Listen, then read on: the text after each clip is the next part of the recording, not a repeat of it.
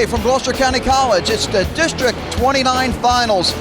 After today, 336 wrestlers throughout New Jersey will still be alive for the ultimate goal, a state championship. Hello everybody, with Dean Sizemore, I'm John Mondelli, and Dean, welcome to the show. Thank you very much, John. It's an honor and a pleasure. It definitely is. And as expected, Paulsboro and Clearview are the story of this district. West Deptford, however, also having a nice tournament. Yes, as expected, you have 8 finalists from Paulsboro, 7 from Clearview, and 5 from West Deptford. Seeing the entire tournament from Friday night on, I'm very impressed with how West Deptford pulled it out this year. The interesting thing we were talking about before we came on the air was a lot of underclassmen making it into the finals. Yes, this year in the finals you have 1 freshman, 7 sophomores, 13 juniors, and 7 seniors. Well, it's still a close on the team scoreboard. We don't have an updated results after the consolations, but Paulsboro in front of Clearview. We'll find out as the match goes on who's going to win that team tournament. But does that matter when it goes to who's number 1 in South Jersey? I'm putting you on the spot. Paulsboro, Clearview, St. Augustine, they were all right there, all close matches between the 3 schools. I don't think when you turn to a tournament type of situation, John, you really get a team ranking situation. Although in the state of New Jersey, this is considered a team tournament, but you and I both know if they're going to wrestle a dual meet, you're not going to hit head-to-head the way you see in district type of situations. There's going to be bumping, there's going to be moving, but that's up for the papers to decide and the voters. I just like to see good wrestling out there. Speaking of good wrestling, I guess the premier matchup is Marina and Van Brill. I think that's definitely one of the premier matches. You've got Sammy Marina coming in here, who's seated first, and Van Brill from Clearview, who's seated second. It's definitely an outstanding situation there, but I think there's going to be a lot of good matches in the finals tonight. Okay, we're going to have all the action coming up next, right here on the Gloucester County Educational Network.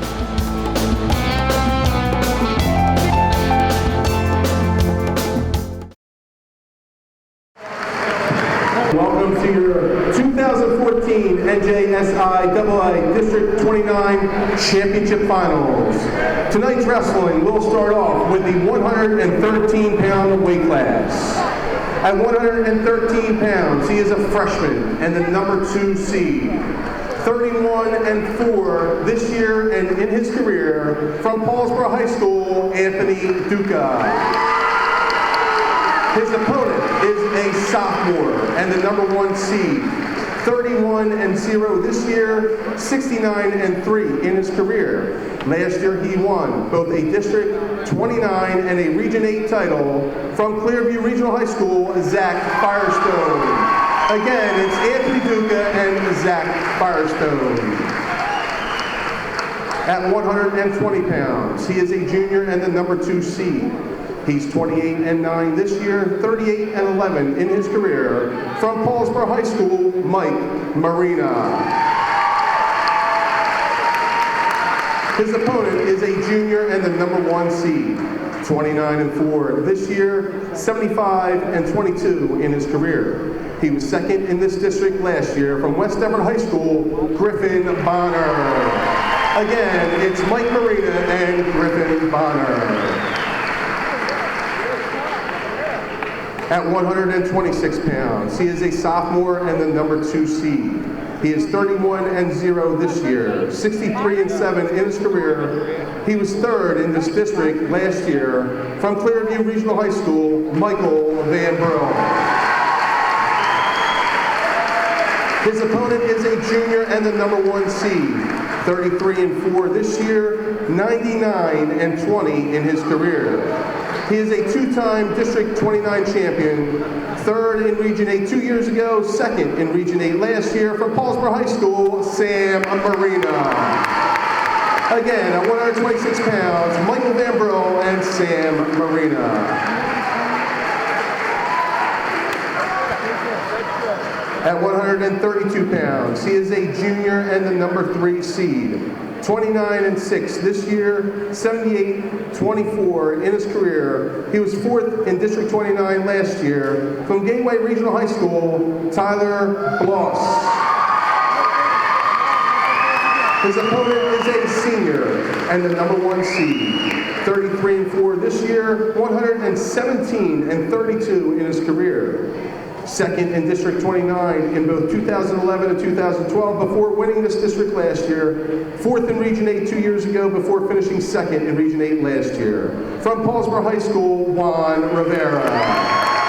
Again, it's Tyler Bloss and Juan Rivera. At 138 pounds, he is a junior and the number 2 seed. 27-3 this year, 54-28 in his career. From Gateway Regional High School, Vince Ferretti. His opponent is a junior and the number 1 seed.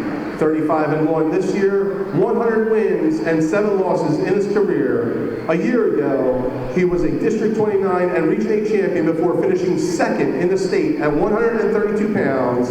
From Paulsboro High School, Ronnie Gentile. Again, it's Vince Ferretti and Ronnie Gentile. At 145 pounds, he is a senior and the number 2 seed. 32-3 this year, 110-29 in his career. He was 4th in this district as a freshman 3 years ago and finished 3rd in this district a year ago. From Gloucester High School, John Lado. His opponent is a senior and the number 1 seed. 31-0 this year, 142-9 in his career. He is a 3-time District 29 champion and a 2-time Region 8 champion. From Clearview Regional High School, John Van Bro. Again, at 145 pounds, John Lado and John Van Bro. At 152 pounds, he is a sophomore and the number 3 seed. 27-5 this year, 41-18 in his career. From West Deptford High School, Jared Lay.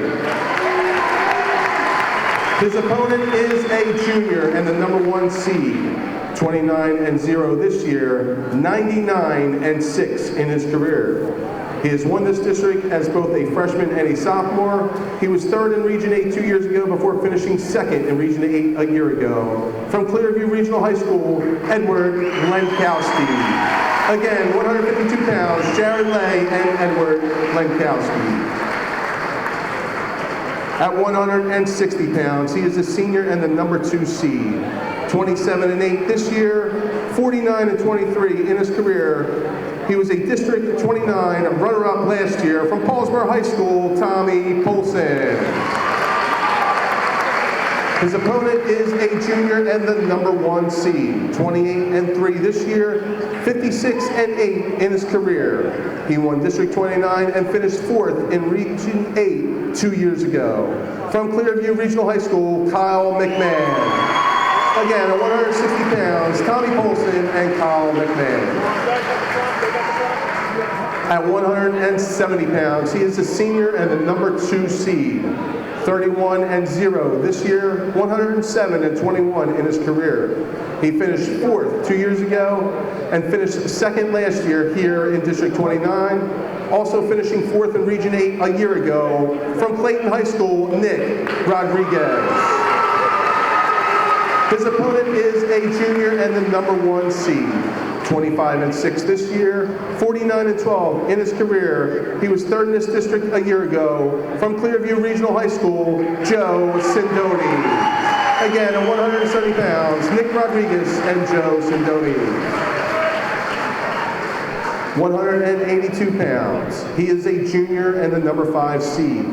9-5 this year and 11-7 in his career. From Clearview Regional High School, Gary Searle. His opponent is a sophomore and the number 2 seed. 29-9 this year, 42-24 in his career. From Gateway Regional High School, Austin Holstrom. Again, at 182 pounds, Gary Searle and Austin Holstrom. At 195 pounds, he is a sophomore and the number 3 seed. 12-10 this year and 22-20 in his career. From West Deptford High School, Vito Nucci. His opponent is a junior and the number 1 seed. 31-6 this year, 78-28 in his career. He was 2nd in District 29 2 years ago and a District 29 champion last year. From Paulsboro High School, Nico Savayanaya. Again, 195 pounds, Vito Nucci and Nico Sabayanaya. At 220 pounds, he is a sophomore and the number 3 seed. 24-7 this year, 35-23 in his career. From Deptford Township High School, Francis Waymiller. His opponent is a senior and the number 1 seed. 29-4 this year, 56-18 in his career. He was second in District 29 last year. From West Deptford High School, Mark Fisher. Again, 220 pounds, Francis Waymiller and Mark Fisher. At 285 pounds, he is a senior and the number 2 seed.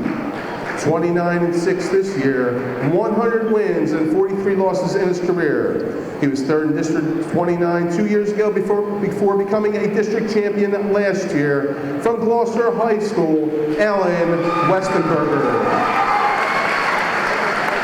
His opponent is a junior and the number 1 seed. 31-5 this year, 68-42 in his career. He was 4th 2 years ago and finished 2nd here at District 29 last year. From Paulsboro High School, Devontae Randall. Again, at 285 pounds, Alan Westenberger and Devontae Randall. And at 106 pounds, he is a senior and the number 4 seed. 22-11 this year, 55-32 in his career. He was 3rd in this district as a freshman 3 years ago, and again 3rd last year. From West Deptford High School, Dustin Zuzalak. His opponent is a junior and the number 2 seed. 28-3 this year, 79-17 in his career. 3rd in this district last year. From Clayton High School, Andrew Tolberg. Again, at 106 pounds, Dustin Zuzalak and Andrew Tolberg.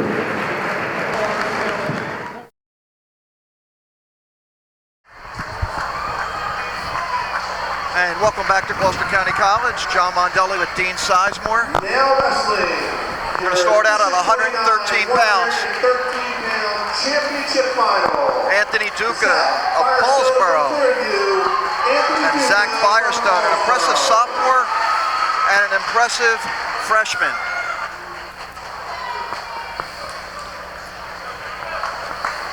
Duca 31-4. Firestone last year 38-3, Dean. Came onto the scene strong. He's a strong wrestler, John. He's got ultimate moves anywhere from on the mat, top, bottom, neutral. He's a dangerous wrestler.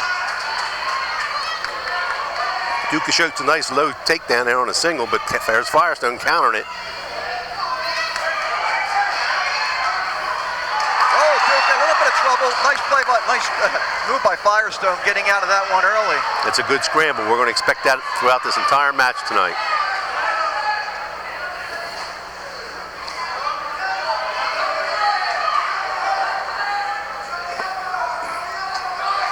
Firestone in on the leg.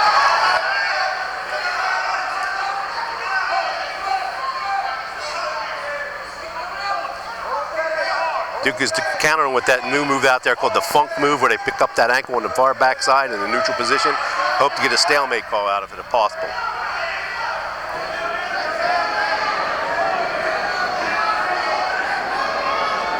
Firestone continues to work on top, trying to improve his position. Got a minute left, period number 1. Still scoreless. Firestone working for that takedown. Duke is back to his base, out of bounds. Good job by Duca getting out.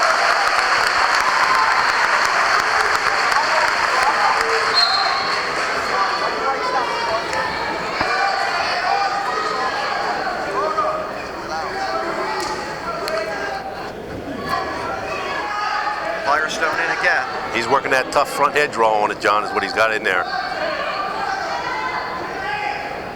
Duke has got to stay square with him, keep the hips in front of him.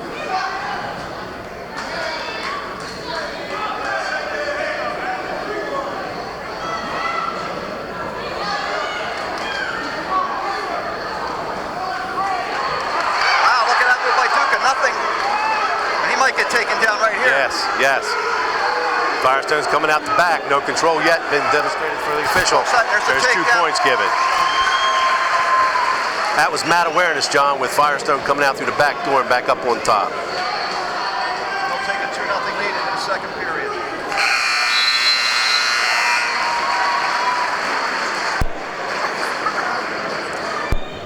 Excellent first period by both wrestlers, John. Firestone, last year district champ, Region 8 champ, 69-3 in just his short 2-year career. Duca 31-4. That's a pretty good record because Paulsboro has wrestled a tough schedule this year. That tournament they wrestle at Council Rock. That's for sure. It's tough. You got to figure they had St. Aug's on the schedule, Highland, West Defford. They had Clearview scheduled, but was We had an snowed out. escape and a takedown, 5-0 lead Firestone. Firestone's tough on top, working that ball and chain there.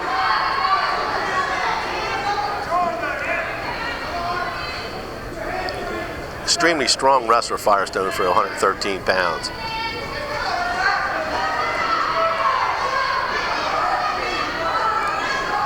Duca works back up to his base.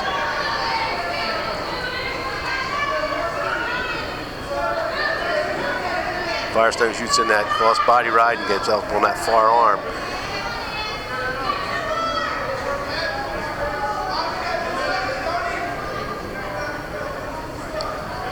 He's got to work to try to turn him, John, or else he'll get a stalemate. Yep, he's out of it, so he's in good shape there.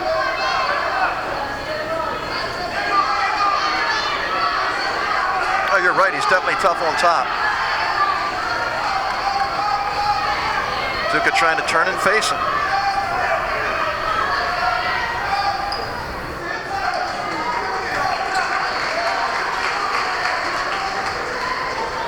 You can see how Firestone can frustrate a wrestler too. He's never out of position, John. When he's in there and he's rolling, he's constantly looking for some kind of a tilt, some kind of a half and far arm.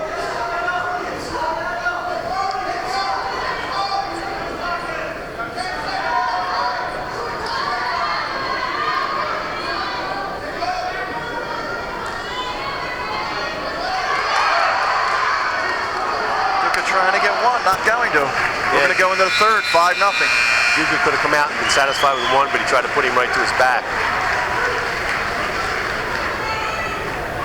Duca's choice here going into the third period, he takes neutral. Firestone's up 5-0 at this point.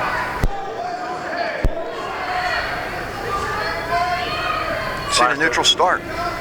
Yes, he chose neutral start in the third period. Duca trying to get that leg. That's how he started the first period, couldn't finish it.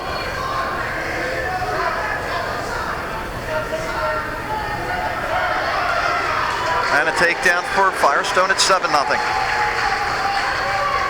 That's a mad awareness that I was telling you about earlier, John. He's never out of position. He knows exactly where he is at the entire time. Not many wrestlers would go over the back of another opponent from the neutral position and come up with a 2-point takedown. Well, we hate to think ahead, but next week you got Pat Darcy of Holy Spirit at this weight class. And if you look a couple weeks ahead, Nick Soriano from Bergen Catholic, who has not lost so far in his 2 years. Well, I don't want to look past Region 8 because when you get to that region, everything is just so tough. Everybody is so good down there. We have a false start there. Caution on red, I guess.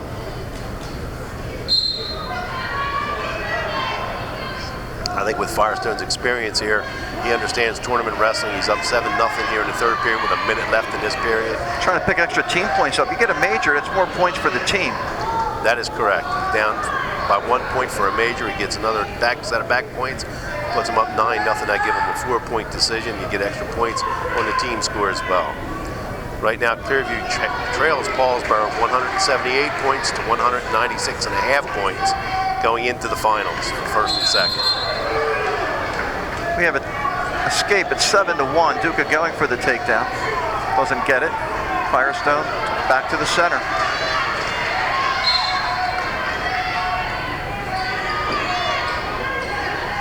I believe last year in the dual meet between Paulsboro and Clearview, it went down to Firestone, the final weight class, and he picked up a win. And Clearview beat Paulsboro first time in the school's history.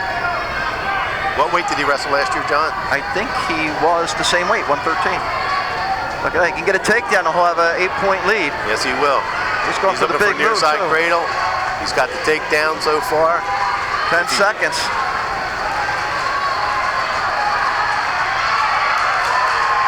Question is, does he have time to finish him off? He's almost has him, and he's not going to get it, but he's going to get the major. 12-1 final, John. Boy, that Zach Firestone, very impressive. Outstanding wrestler. By major decision, 113-pound District 29 champion, Zach Firestone. Final score, 12-1. Now wrestling, your District 29 champion. Now we go to 120. 120 pounds. The first of the two Marinas, you're going to see Mike Marina, who is 28-9 against the #1 seed, Griffin Bonner, 31-4. That's 4 losses for Bonner, by the way, coming to Duca, we just saw, at 113 this year. I think it was 4-0 in a dual meet. I've seen Paulsboro wrestle a number of times this year, John, and Mike Marina is one of those type of wrestlers that he's constantly in motion. He will not get tired out. He will not run out of gas. He just has to be aware of where he is and keep his motion going. Bonner's very, very tough. Extremely good wrestler. He's a tough seed, coming in from West Effort High School. Bonner second in the districts last year. His brother was a beast last year in the upper weights. Oh, he Rory was so Bonner. tough. Rory was so tough. Not only on his feet, but especially on top. He would crush people with the legs. It'll be interesting to see the jump going from 113 to 120. Does that make a difference, 7 pounds there? You know, you're going up a weight. You may have wrestled at that weight class, but you're weighing in a lot at 113. Well, the growth allowance during the year also is a big portion of the wrestling season now.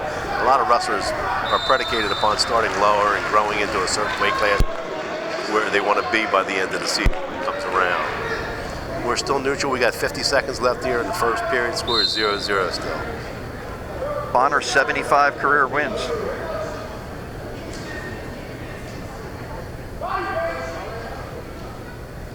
Couple juniors.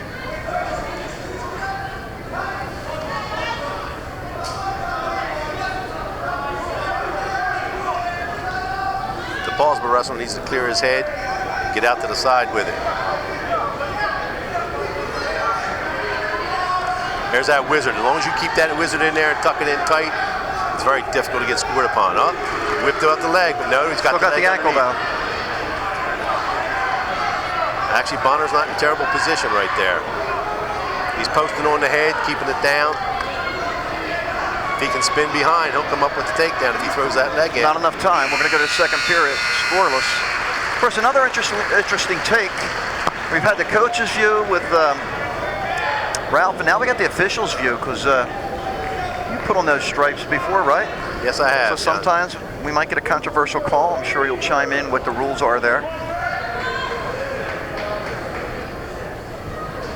Did talk to you, and I talked to Ralph all year how I like the new college rules. You got to wrestle the whole mat. Yes, you do. We have a caution on the bottom man, false start there. You get 2 cautions before you add up points. Every caution is worth a point after the second caution. It used to add up on the penalty chart, but no longer. It's just continuous 1, 1, 1, 1, 1, and it does not go into the disqualification or penalty point chart. Please report to the voting area. Matt Sparks, Anthony Duca, and Zach Firestone. Bonner started the second here on the bottom. See how Marina is on top. I believe it's Mike Marina out there, John. Right. Did I say Sam? I thought so. I'm not sure, though. Mike Marina's got the low lace on that leg down at the bottom. He likes to try to get back points out of that if he can by using a claw hook or a far side back hook when he takes him over. Mike had limited action last year, 10-2 in 12 dual meets. This year, 28-9. If I'm not mistaken, I think Mike runs cross country during the fall season to try to get in shape for the wrestling season. And he's pretty good at it also.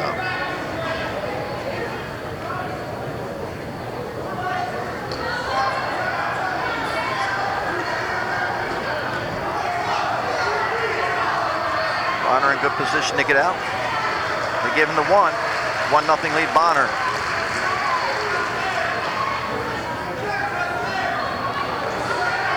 Bonner trying to spin around, get the takedown. Not yet.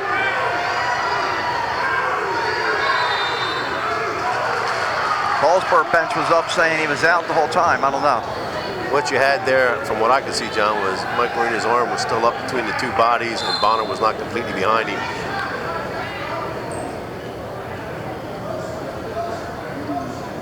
It's interesting in talking to the officials before. Marina's in a position to get a takedown. He can pop his head out.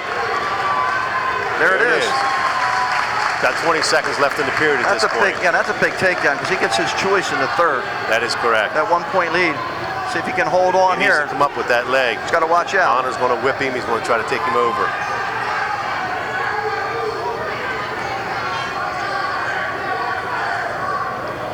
Marina's going to take that 2-1 lead into the third. Second match of the evening.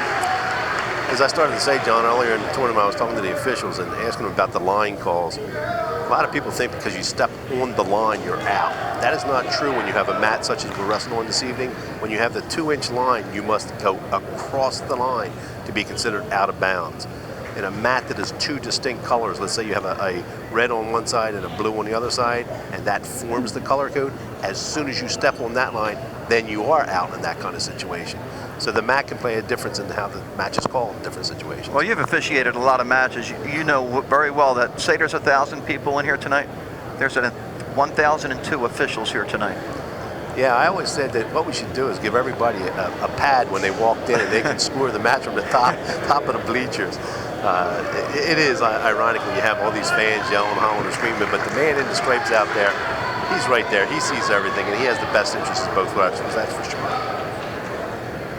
By the way, I want to thank Mark Vogen, great job doing the intros, and Keith Moreland of Clearview for being named Coach of the Year.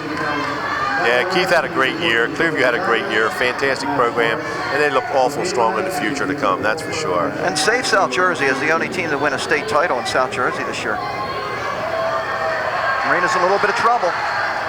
Yeah, he tried to roll through tilt there, just ran out of mat space on it. His brother Rory also used that extensively, I believe, did he not? Tilt situation? If you say. It's hard for me to remember yesterday, Dean. No but I believe so.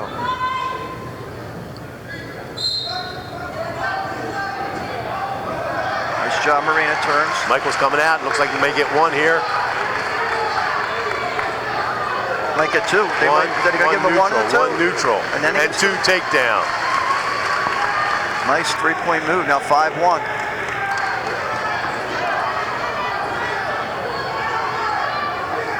As I said earlier, Michael will not run out of stamina. He conditions himself for going full out all the time. And I do believe that the cross-country running also helps him. It brings you into the season, your cardiovascular's up, your conditioning's up, you start to go from there. I would think coaches would encourage that. If the kids aren't playing football or soccer, to get them out there and run some cross-country to get in shape. Absolutely, it would be phenomenal. Rory's got to get off of that around the waist situation. He's not going to get anything there. He's not going to turn. There you go.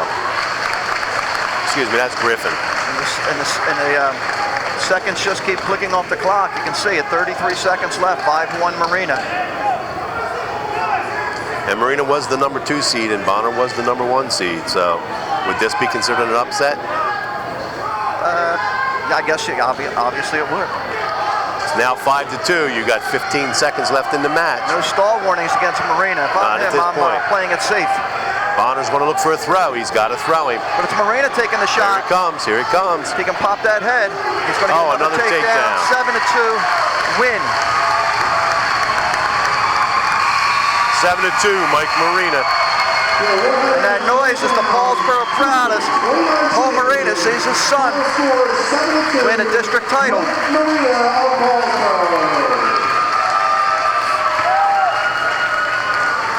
All right, John, coming up may be what we consider one of the key matches of the night, if not the match of the night.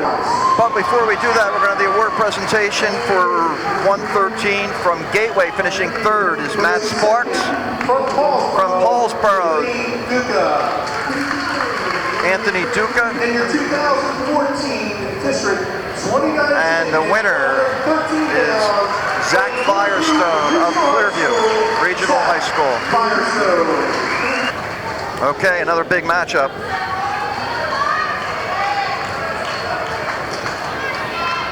126, Sam Marina, Paulsboro, Mike Van Brill of Clearview. How about those wrestling names, Marina and Van Brill in Gloucester County? They don't get any bigger than that, do they? You know what's ironic about it, John? I wrestled at Paulsboro High School in high school. I wrestled at Temple University there with Carmel Marina, Sam's uncle, and Hans Van Brill, Michael's uncle. So we were all on the same team over at Temple University at the same time. So yeah, they've been around for a long time. The names are historic around here. And maybe people don't know it, but the true last name of Van Brill is Van Schenk Brill. I know that. Actually, I saw one of the yearbooks from Gloucester County College. Matter of fact, these wrestlers, neither of them have a loss in South Jersey. Van Brill's undefeated, and Marina has 3 losses in the Council Rock tournament, and then he has 1 against Boundbrook. Yes, that occurred last weekend up there at the group championships.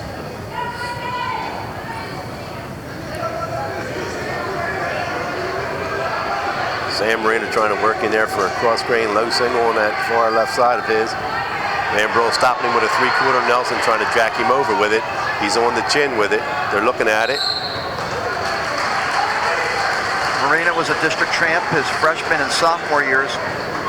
3rd in the regions as a freshman, 2nd last year in a great match with Billy Ward. Van Brill last year, 3rd in the districts. Yes, I saw his match down at Regions, Van Brill's last year, when he got beat there in the semis. It was a real tough situation. Right at the buzzer, he thought he had to take down. The official didn't award it to him. Tries to get on that leg of Marina. Real nice low single by Van Brill. Now he's reaching up, trying to go to cradle him. He's looking to cradle him. No. Out of bounds. Blow him out.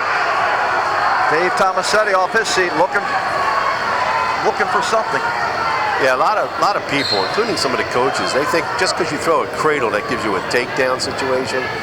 That's not true at all. You can have the cradle, but still not be in total control, especially near the out-of-bounds line.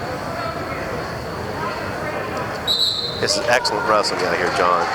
One man shoots, the other counters. One man shoots, the other counters.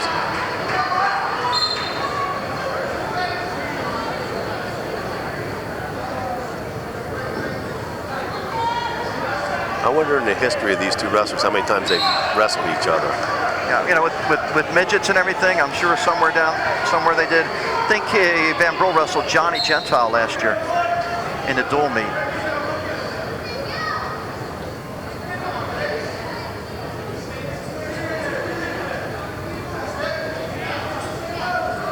Got 5 seconds left in this period. In the first period, nothing score.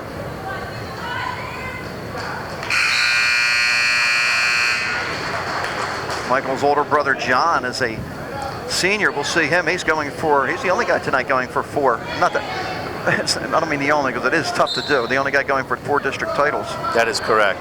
Being a senior, he's going for his 4th one. Paulsboro won the toss in there, came up red. Sam Marina took bottom. Out of bounds, Green still in control. And you look at Van Brill's matches this year, 3-1, his first match of the season he won. Then it's pin, 4-4, forfeit, pin, 5-1, 16-1, another pin, another pin. A tough 6-4 win against Donahue of St. Augustine. Pin, an 8-4 win against wrestler from Vineland. Pete Atkinson, who's a pretty good wrestler from Kingsway, 7-0, but a lot of pins. He's the king of the big moves. As they set up there, then, John, that time to get started in what they call the referee's position, Green was cautioned. What happened, from what I could see, was as he went to get set, he came down on the wrestler too hard and moved the defensive wrestler from the bottom position. So Ron Roberts explaining it to Keith Moreland right now. We got blood time there? Yeah, blood time on Van Brill.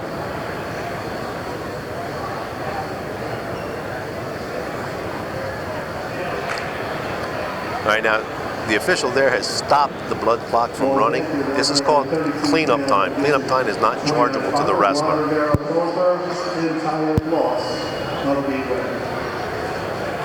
By the way, I mentioned this to you earlier. This is the last district at Gloucester County College. Yeah, you kind of gave me that tidbit of information as far as I was concerned. And I responded to you by saying, yeah, I can recall I wrestled in the very first district here at Gloucester County College back in 1973. And not to confuse anybody, same location, but it will be called Breland College at Gloucester County starting in July. Whoa! Wow. That'll wake some people up. Yeah, we had a slam in the semifinals between a Paulsboro and a Clearview wrestler, and credit to Keith Morlam and the coaches and the kids from Clearview. He got up and continued to wrestle. That was Sewell, and he ended up beating Sutton in that match. That is correct. There's the escape. It's now 1-0 Marina. And he could have very easily laid down on that situation, but with the integrity, Takedown Marina. He came back. 14 left. Second period. That was a situation where I believe there that you had Van Burl just relax for a second after giving up the escape, thinking about what his next move was, and the Paulsboro wrestler must have had a plan if he escaped what he was going to do immediately.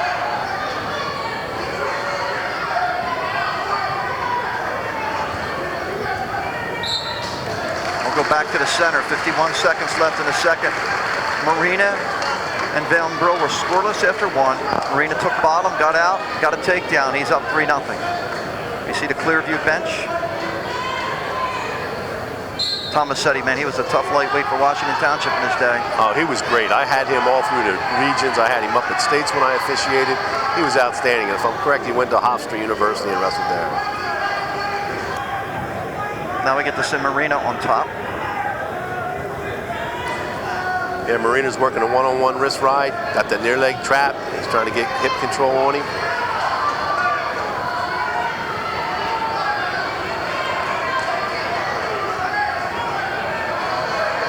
Might get a little injury time here.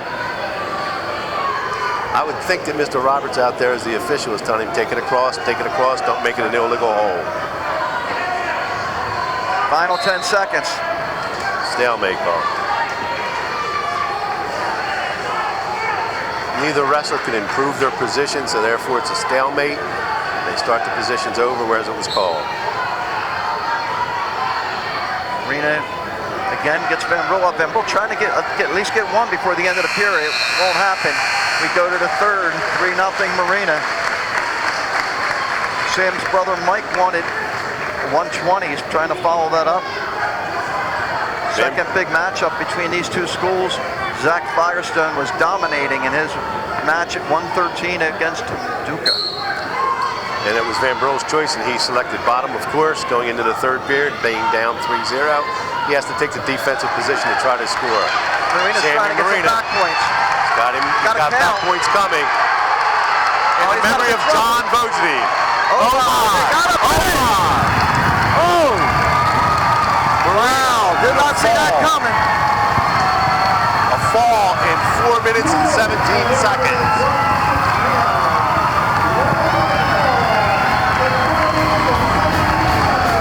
Wow. We're going to take a break. We'll be right back.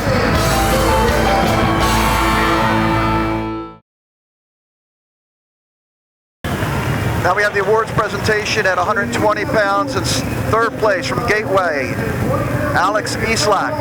In second place from West Effort, Griffin Bonner. And the winner from Paulsboro High School, Michael Marina. You know, Alex Eastlack came back with a torn meniscus. He's been out of the lineup for a while, and that's a lot of credit to come back and take place third in the district. And he did have he gets advanced. He picked up his 100th career win during the season. Yeah, so far a very special night for the Marina family with both of their boys winning the district championship, that's for sure. I'm going to talk about pressure. When you're coming in, your name's Marina, your name or Van Burl, like we said. Here we go anyway, 132.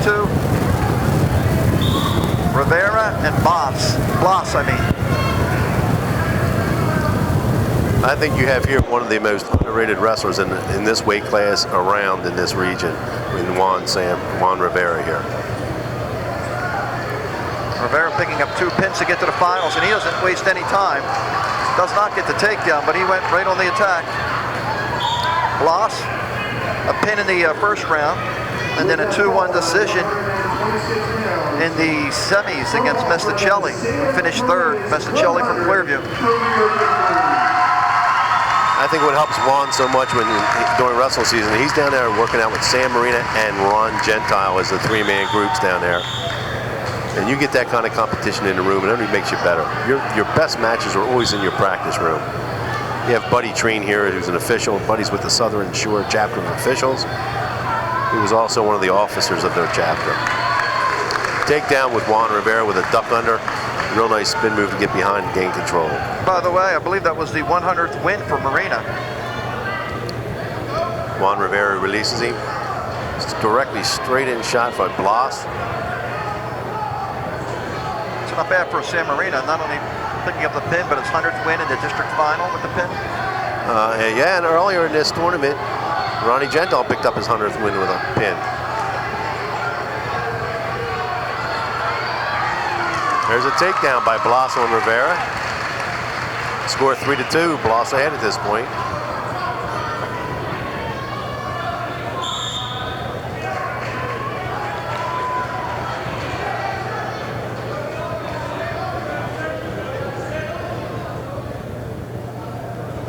Rivera is a senior, he was the first seed. Blas is a junior, and he was the third seed. These two did not wrestle in the dual meet. Rivera wrestled at 138 in that dual meet. The man on top must make an attempt to bring him back to the mat, and there you have a stall call, just as I began to say that. He was not working aggressively to take him back to the mat. A warning against gateway takedown for Rivera. 4-3.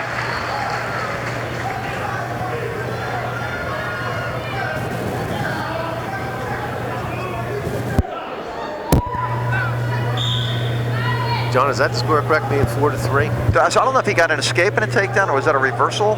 Yeah, that's what I was looking at, whether he gave him 1 point escape and then takedown, or whether it was not. I see the officials discussing it out there. Comes up red on the disc.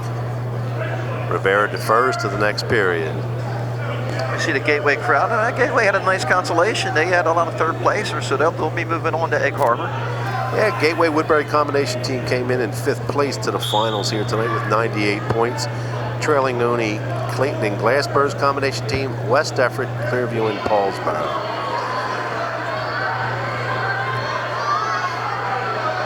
Rivera working hard on top. This is the same position that San Marino was in when he ended up, fortunately, coming up on top and getting the fall out of it. Gonna get some back points here. He's got to count.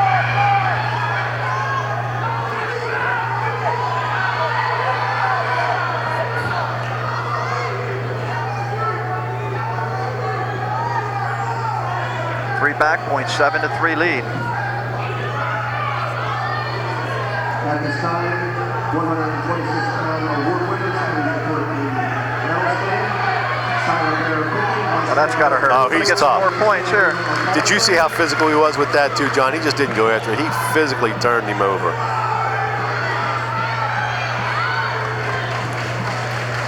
Three more back points, now 10-3.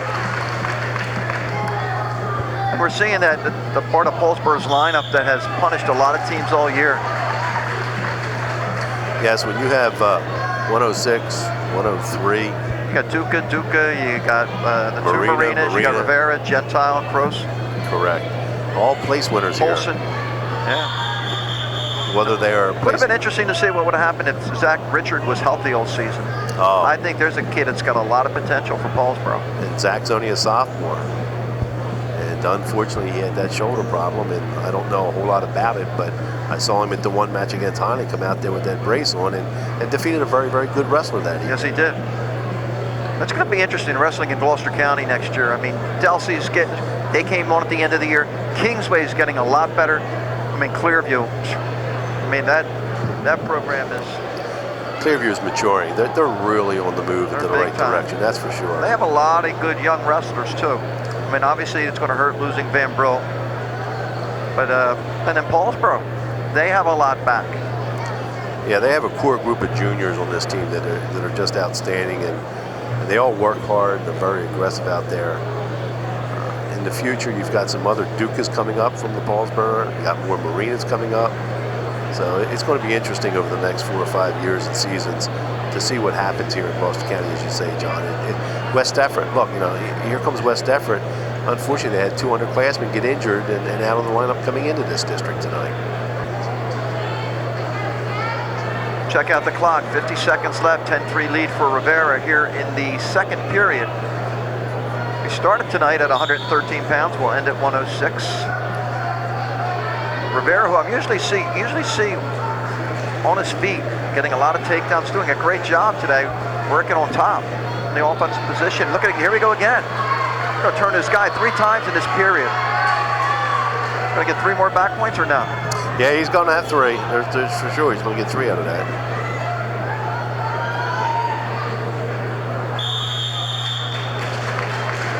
He's up 13-3 now. He's got 24 seconds left in the second period. I think he's smelling tech fall.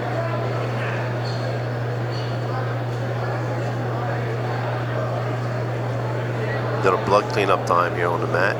Bloss, 78 career wins, 29 wins this year. He's only a junior, so he's on pace for 100 wins.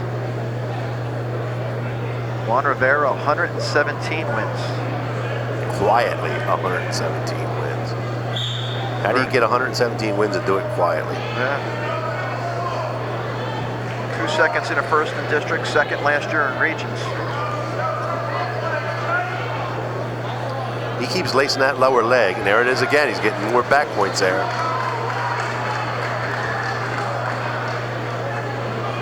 So we either look for a pin or a tech fall in the third. We go 16-3 into the third period. And if I'm not mistaken, it'll be Rivera's choice. And then at this time, all 126-pound medal winners, please report to the award podium. Sizemore on pivot, Blake Van Bro on clear. If Rivera reverses him and makes it 18-3, that'll be the tech fall at that point. Now he can reverse him and take him directly to his back, and the wrestling will continue at that. He needs a takedown to end it here. If he takes him down directly to his back, wrestling will continue, even though the tech fall has already been achieved. 17-3, looking for the takedown. He gets the takedown, 19-3, that's it. There it is, 19-3 final with Rivera.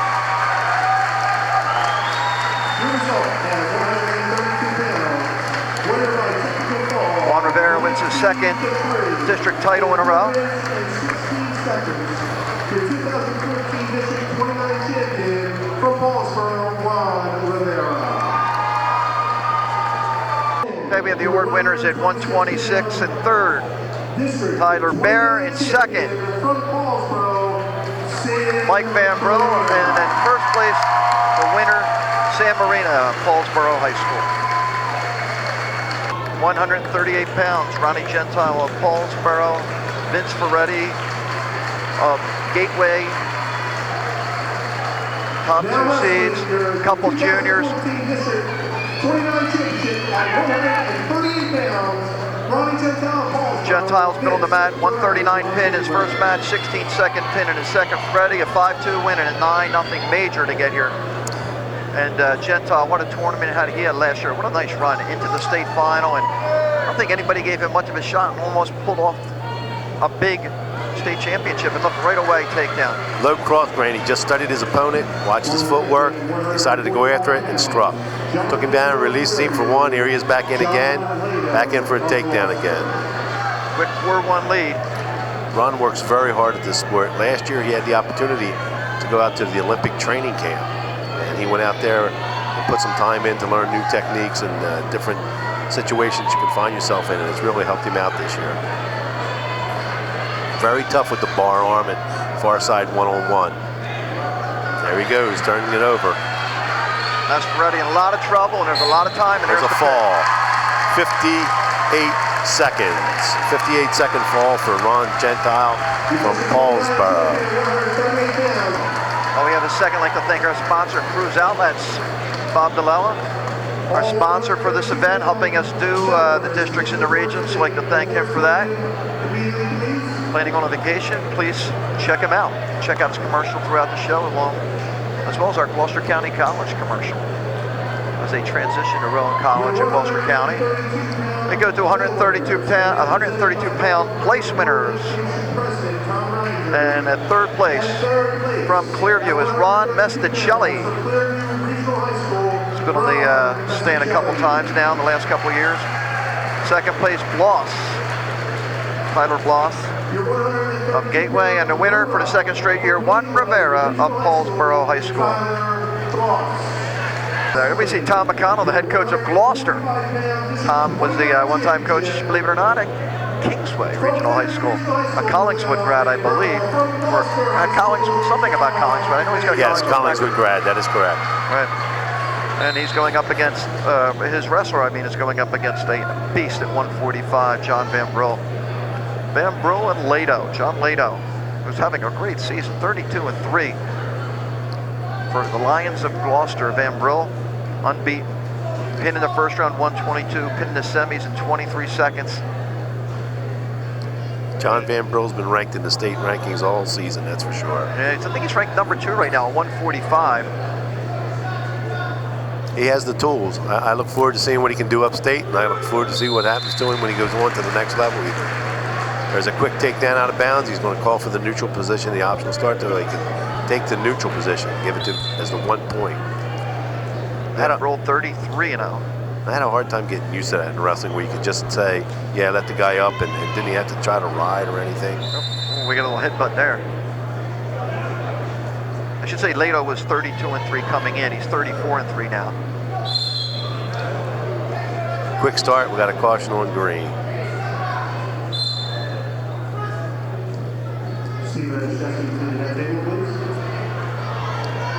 Lado has 110 career wins. Van Brill 142-9. Amazing, just an amazing record. What a great family the Van Brill family is too. I used to like coming home from college and going over and visiting on old Florida Avenue over there in Mansion Township, and getting to see them, and they have the pool business and everything. And I actually got to know him through the pool business. I got my pool from Van Brill, and they've been doing all the work on my pool for several years now.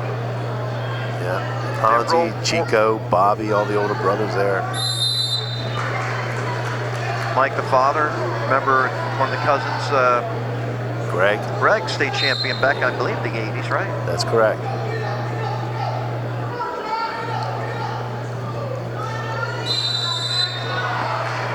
Stall warning. Stalling on raid. What he's doing there is he's avoiding contact. He's backing up. He's backing up. And that.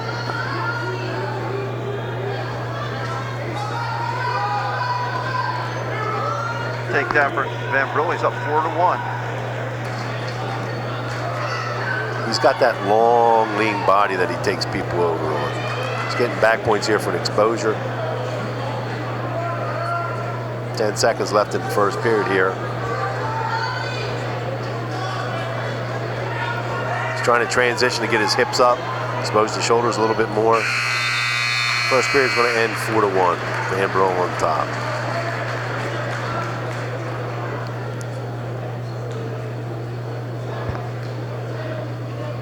Green has choice. Van Brill picks bottom. Defensive position to start the second period, leading 7-1 at this time.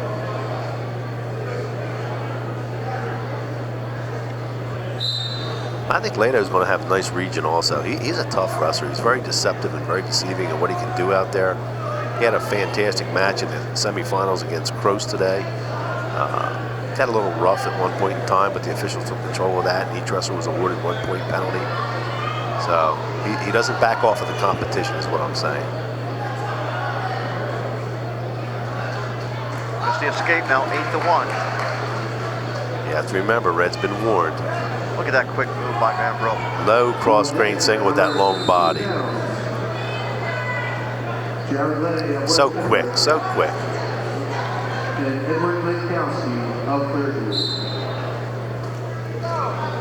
And this was Clearview's a bunch of wrestlers in the middle of the weight classes here that came through so strong this year.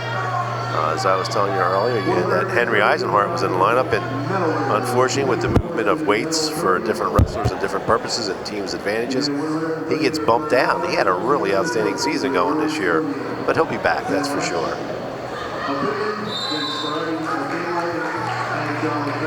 1 minute left here in the second. 8-1 lead Van Brill.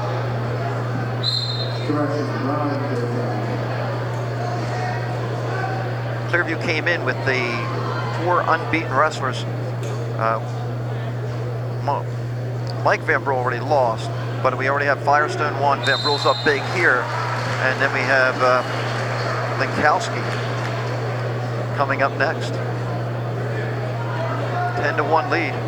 John Van Brill right there hit a real short little drag right by the edge of the mat, knew right where he was, took him to the mat, landed with his toes inbounds, gets the 2 points, comes back in and just continues to work hard.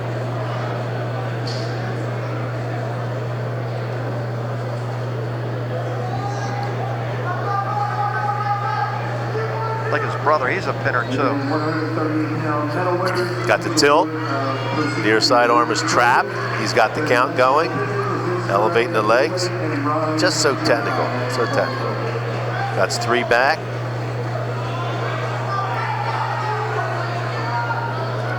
Getting close to a tech fall. I think that's what Van Brul took the break for right there, to see what the points were and see how much time he had to work with. He's come up with this move here because of his body length and everything, where he can take almost a semi kind of Merkle and do a forward roll out of it and come up with points out of it. It's been a major decision or pin all year, a couple forfeits for Van Brul. Score is 15-1 as we start the 3rd period. Van Brul gets a takedown, that'll be your tech fall, unless he takes him right to his back and pins him. There it is, tech fall. 16-1. 4 minutes and 12 seconds. We're going to take a break. We'll be back. 4-time District 29 champion, John Van Brul. We'll be right back.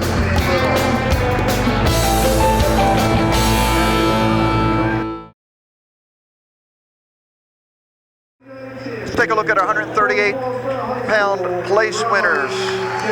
Lesh from Pittman, Ferretti from Gateway Woodbury. Right, and then Gentile from Paulsboro. 101 career wins for Gentile. Adding on to the district title he won last year. Unfortunately for him, his freshman year, he was injured. Yes, he had 3 falls throughout this tournament and never wrestled longer than 1 minute and 39 seconds in any of the matches that he wrestled this year. Yeah, he broke an ankle, I believe it was, his freshman year, working out, getting ready for the district's Gentile did. Here we have wrestlers at 152 pounds. You have Lenkowski from Clearview and a wrestler from West Defford, Lay. Jared Lay. His dad was a pretty good wrestler at Gateway in his day. Yes, he was. Notice the rhythm, the rhyme there? You're full of them, John. I am full of them. It's early.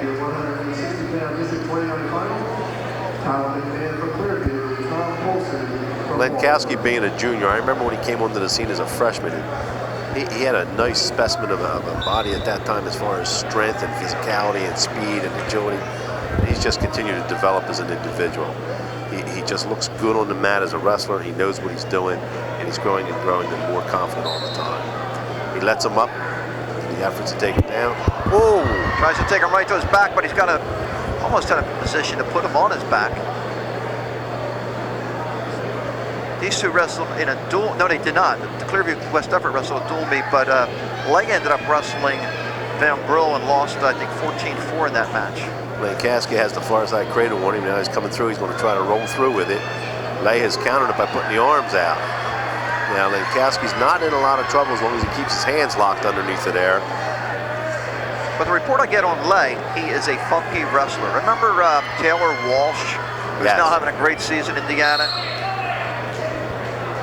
He was funky. A lot of people may ask, why was that a stalemate? The man had a pinning combination of the cradle. Well, when you cannot improve your position and you're not able to take him to the back, and it's a stalemate. Lets him up, and going to take him right back down again. Looks like he's trying to take him down right to his back, and he's got time now. He's going to have a little bit of trouble. See if he can work it. Lay doing a nice job fighting that off. Yeah, he's got 30 seconds left here in this period to deal with him. 6-2 lead for Lenkowski. He's got that low leg laced in there. That's real tough on a defensive wrestler to break it. Lay's bellying down though. He came out of it all right. Sophomore 27-5, Jared Lay. Lenkowski unbeaten, 33-3 his first year, 37-3 as a sophomore. He's now 29-0, and if he wins this match, he will join San Marino tonight. How about that? 2 wrestlers that will win their 100th match in tonight's District 29 final. And like you mentioned, Gentile did it in the semis. something, boy. 100 wins as juniors. That is just fantastic. Well, it does go to show you, taking nothing away from any of these wrestlers. Back in the day, there weren't many 100-win wrestlers, were there? No, John, there weren't. It was hard pressed back in those days to wrestle 14 matches. First of all, it was hard, especially at Paulsboro. I will use them as an example to get on that varsity team as a freshman. And you didn't wrestle the amount of matches they wrestle today. 6-2 here, by the way, in the second. I remember one season, I think we had 16 matches scheduled, but something occurred. We had to drop 2 matches, and we ended up only wrestling 14 bouts. So, like you say, the matches now, they're wrestling 30, 34 matches. Yeah, and you have sectionals now. You didn't have that back then, right? That's correct. No groups or sections at that. Lankowski. That's a tight cradle. That is a tight cradle. Lay is fighting. Lay is really fighting that right now.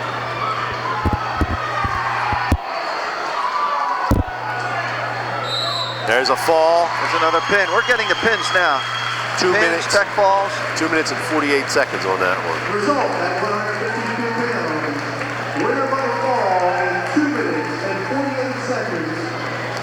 From Clearview Regional High School. So Lankowski, with his 3rd district title, he's on pace for 4, just like Van Brill did earlier today. 100 career wins for Lankowski. Let's do the awards presentation for 145 pounds. In 3rd place from Paulsboro is Mickey Kroos. In 2nd place from Gloucester, John Lado. And the winner and his 4th District 29 title, John Van Brill of Clearview Regional High School. You know, John, I just noticed something really that's interesting in the sport of wrestling.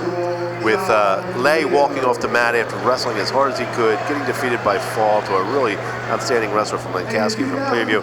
His coaches met him. They talked to him very calmly, told him how proud they were of him, what a great season he's had, and he's still going to regions. He's still going to be in the room working out and moving forward. That's just fantastic in this sport. For a coach to be able to talk to his wrestlers and have respect for each other, it's just what I think the sport's all about. Okay, here we go, 160 pounds. The number 1 seed against the number 2 seed. 1 seed, Kyle McMahon of Clearview, who is 30-4. Tom Polson of Paulsboro, 27-8. Kyle McMahon from Clearview and Tom Polson of Paulsboro. John, I think it's a surprise a little bit to have Polson here in the finals. He is a senior. He has wrestled all 4 years there at Paulsboro. Never really a real outstanding, flashy type of wrestler. Just works hard, and does what he has to do, grinds it out, and wins his matches. Look, he came here seeded 2nd with a 25-8 record, so he's done very well. He's made it here with a bye and then 2 falls. McMahon's an interesting story. Freshman year, he wins District 29, plays 4th in the regions. Wins 28 matches. Last year, I think he moved to Tennessee. They did move. Comes back to Clearview this year. Picks up where he left off. 28 wins this year. And I don't know if it was Tennessee. I think it was down into Mississippi, to be honest with you, John. Down south. How's that? Yeah, that's correct. Somewhere that I'm going to be heading when I retire from my job and my position. I've built a home in South Carolina, and I'm going to be moving there one day. 1:03 left, so we're scoreless so far here in the first. Olson's got the underhook there. He's working on one side. You got McMahon trying to square his hips with him. Got a lot of head pressure on him with his body pressing down on the mat toward him. We talk about a lot of those kids coming back. You know, we saw Van Brill, they'll lose him. They still have Mike Van Brill coming back. You got Lankowski and McMahon. Of course, you got Sewell and Firestone. There's a situation where I talked to you earlier. McMahon's got the cradle, but Polson's working his way here. There's no takedown, even though he's broken the cradle now. See McMahon trying to get. It's called a Merkle position where they were right there for a split second there. There's a stalemate. Neither wrestler improved their positions. 8 seconds left in the first period. Score is 0-0.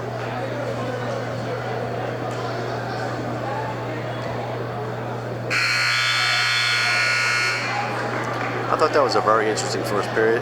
Good action, nobody backing up, no stalls called. Red wins the toss, takes bottom. Awards podium area. Tommy Miller of B lane, Jared Clay of West Shepherd, and Edward Lankowski of Jersey. You know, John, we have these fourth period sudden victory type of situations. People call them overtime. Right. It's really not overtime. It's a fourth period in wrestling called sudden victory. Right, because the takedown wins it, ends it. Any point wins it at Right. that point. And then you have the 30-second periods where you can have overtime at that point, which is 30 seconds. But if you score, wrestling continues. And then your opponent gets on top for 30 seconds. And if he scores, wrestling continues into what's called a sudden overtime period for a ride out or escape. At any point at that time, you win. Or if you stay on top, you win. So it's a real interesting situation. Here we have a far side cradle. So very impressed by McMahon here on top. McMahon's working. He's got the bar arm on the far side.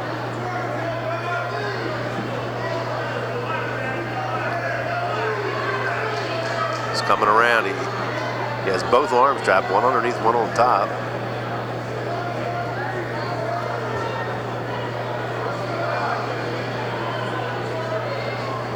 He can't bring that arm past a 45-degree angle. He's got to keep it against the body. He can trap it, but he can't bring it up towards the head. You know what Keith Moreland's saying right now? Where's riding time? Oh, riding time. Good old riding time. Look out though, Olsen can pop his head out. He has a chance for a reversal. He got it. Wow. 2-0 lead. Olsen, 20 seconds left. Got to watch out here. We're going to have, oh, look at that. McMahon has him on his back. We got to count. He's got back points. He's got back points coming. There's 10 seconds left. And a pin. Wow.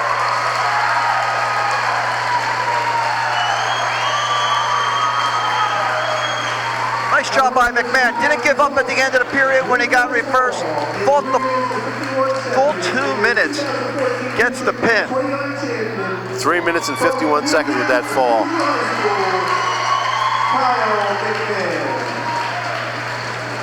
Here's the place winners at 152 from Gateway, Tommy Miller. From West Deptford, the second place finisher, Jared Lay. And the winner and his third District 29 title in 3 years from Clearview Regional High School, Edward Lenkowski.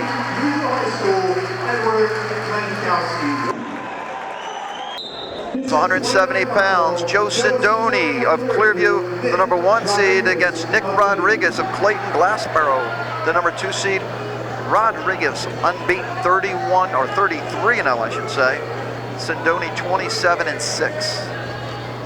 How unusual is it that you have Rodriguez coming into the tournament at 31-0 and Sindoni coming in at 25-6 and Rodriguez taking the second seed? We saw it at 126 with Van Bruggen Marina.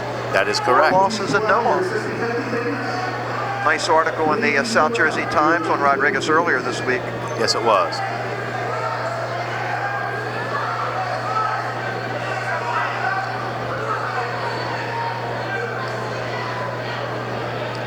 I'm happy to see these combined programs like Glassboro and Clayton doing well, and Woodbury and Gateway keeping the kids active that would otherwise not be able to wrestle. They come into a little hard time doing group wrestle-offs because whatever your school is, you have to bump up a group for wrestle-offs. Clayton would normally be a group 1. They have to wrestle group 2 because of the combined teams. Let me ask you, is wrestling dying in South Jersey? Or is it just one of those things, everything goes in cycles? Seems like North Jersey, well, right now the parochials were ruling as the top teams, but you know, South Jersey just won 1 group title this year. Well, I think there's a lot of things that feed into it. You have a lot of tech schools now, Gloucester County Institute of Technology. You've got all the different schools up in Burlington County, Camden County with the tech schools taking students and forming programs there. GCIT is not forming a program, so that's definitely not hurting Gloucester County because there's no vocational wrestling programs in South Jersey. That is correct. That is absolutely correct. Rodriguez trying to get that takedown on the line, does not get it. We're still neutral, 16 seconds left. Going back to your question about is it dying in South Jersey, I think it's a cyclical type of thing. where you have outstanding times, you have times that are fairly good, then you have, lower times when the athletes just aren't there any longer. But I think this year, Region 8 will be a hotbed of wrestling. I really look forward to that next weekend. Sindoni, a third-place finisher in districts last year. Rodriguez finished second in districts, fourth in the region, so he definitely wants to get another opportunity to advance to Atlantic City. Some of the Clayton Glassboro contingent taking pictures. Sold out gym. Are we outgrowing Gloucester County College? I commented that one earlier when it was the semifinals. I also saw it on Friday night how packed this place was. The fan support base is great here in Gloucester County.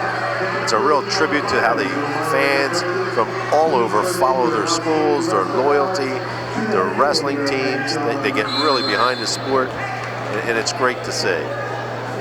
Stalemate 14 seconds into a scoreless second period. Sindoni and Rodriguez.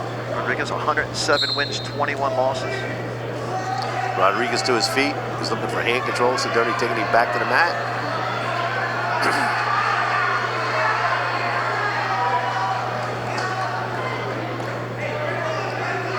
I'll mention this. I mentioned it. It seems like I say this the whole night, but another one of those Clearview wrestlers coming back next year, just a junior. Yes. They are going to be so strong. Matter of fact, the wrestler at 182, Gary Sewell, a junior.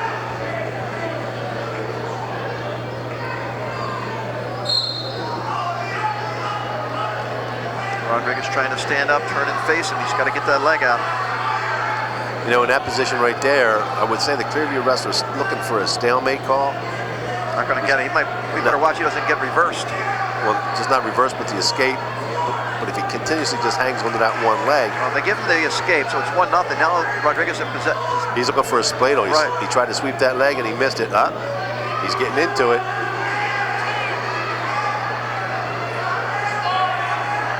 He's got 50 seconds left here in the second period. Rodriguez is up 1-0 at this time. Going to get that head out. There's the takedown. Takedown for 2 points. 3-0 lead for Nick Rodriguez of Clayton.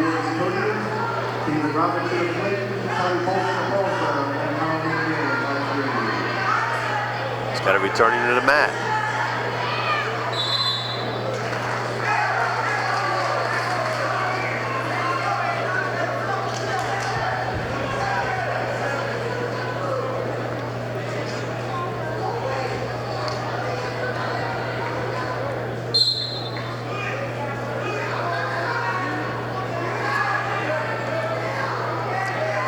John, you got to look. You got Lenkowski at 52. You got McMahon at 60. You got Sindoni at 70. You go right on through the lineup, and it's all Clearview, Clearview, Clearview. You got Sewell. There at Clearview. You had Van Brill. I mean, what a grouping core of wrestlers there, and they're underclassmen. You got a 52 is a junior. At 60 is a junior, 70 is a junior. Yeah, 6 is coming back, 13 is coming back, 26 is coming back. 82 is a junior, so they're all coming back. 2 minutes to wrestle.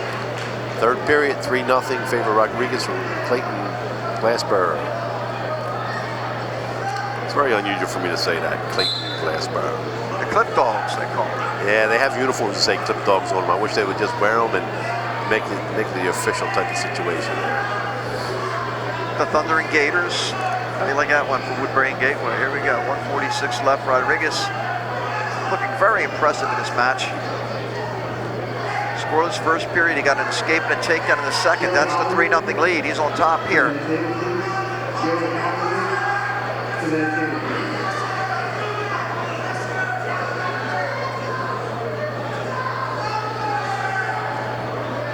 You have Mark Evans, the head official, out there on the mat, with Guy Moriello, who used to coach for a long time over at Overbrook Regional High School, as his assistant. Which Moriello was his dad? Paul? Larry? Larry Moriello. Paul was his uncle. Having escaped there by the wrestler Sindoni from Clearview. He shoots right back in on a quick, nice, low single. He's coming out the back door. Oh, he's got Rodriguez in trouble. That's a takedown. He's going to...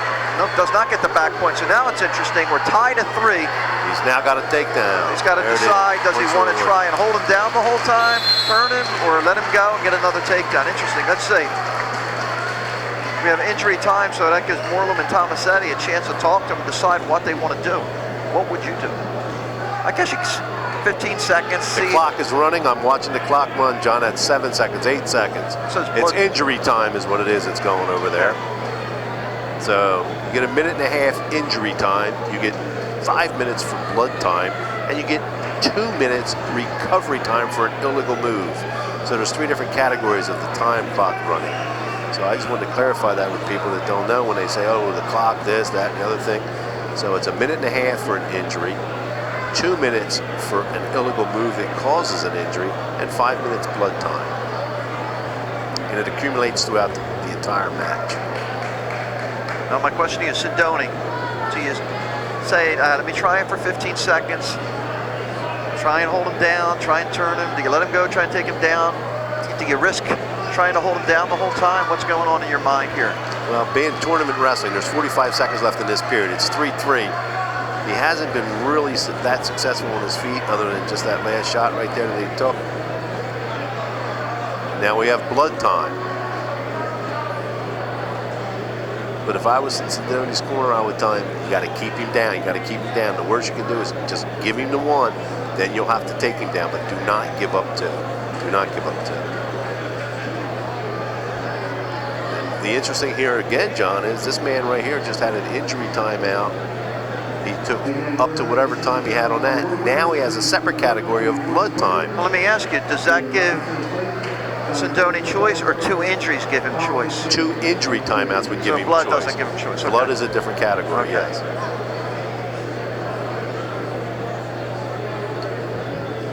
Well, you know what this means this week?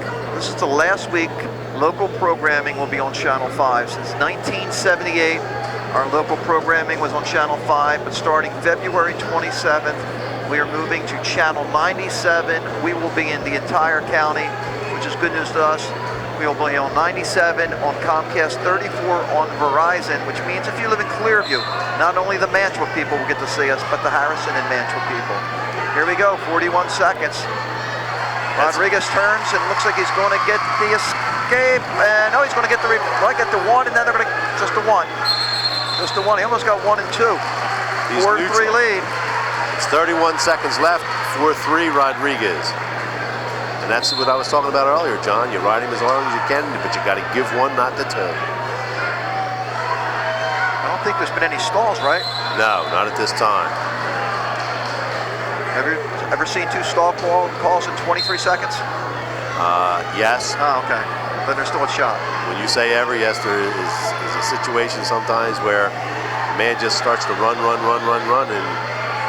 I have seen certain officials hit that. Rodriguez doing a nice job just grabbing onto the leg of Sidoni. 4 seconds left. Now you run, 3 seconds left. You just back up. Hand control, hand fight.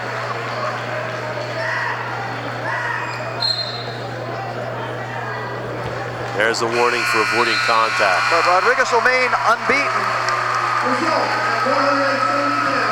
with a 4-3 win. Nice job by Joe Sidoni, though, hanging in there. 4-3 from Lake High School, Nick Rodriguez. 108 career wins now for Rodriguez. We will take a break and be right back.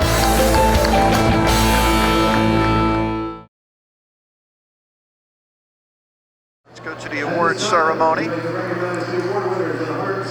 at 160 pounds. In 3rd place from Clayton Glassboro, a junior, David Robinson. 2nd place from Paulsboro, Tom Polson.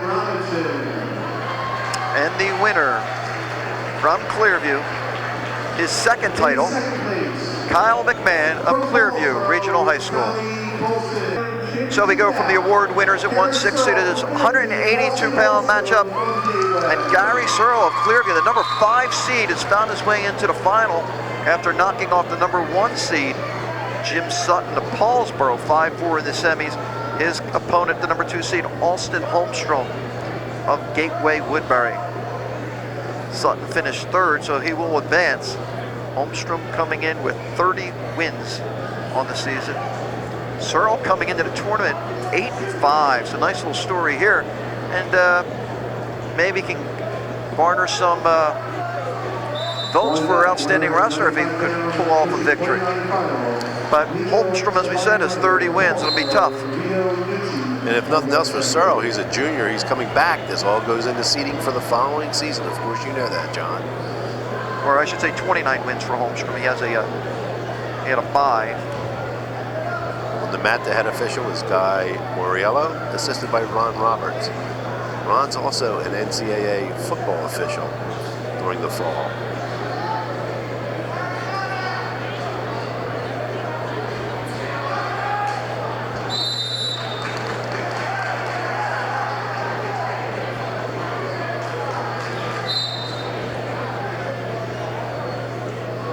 John, we're moving right along here. We're at 182 pounds. We had a couple pins, a couple tech falls. Searle with a long outside single shot that was very deep. Holmstrom fighting it off with a cross face. He's got to try to get that other foot back. Keep that wizard in there. Nice. Searle ends up with the takedown.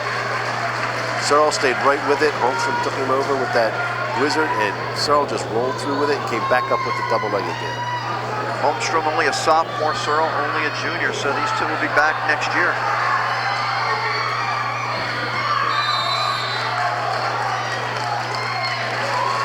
One point for an escape there, going out of bounds, ordered by Guy Moriello. Score is 2-1 with about 10 seconds left in the first period.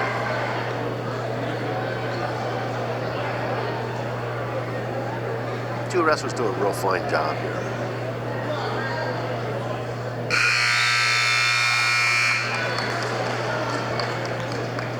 Choice goes to the green team. He selects the defensive position, so it's down. You have 4 choices in that situation after you win the flip. You can take top, bottom, neutral, or defer.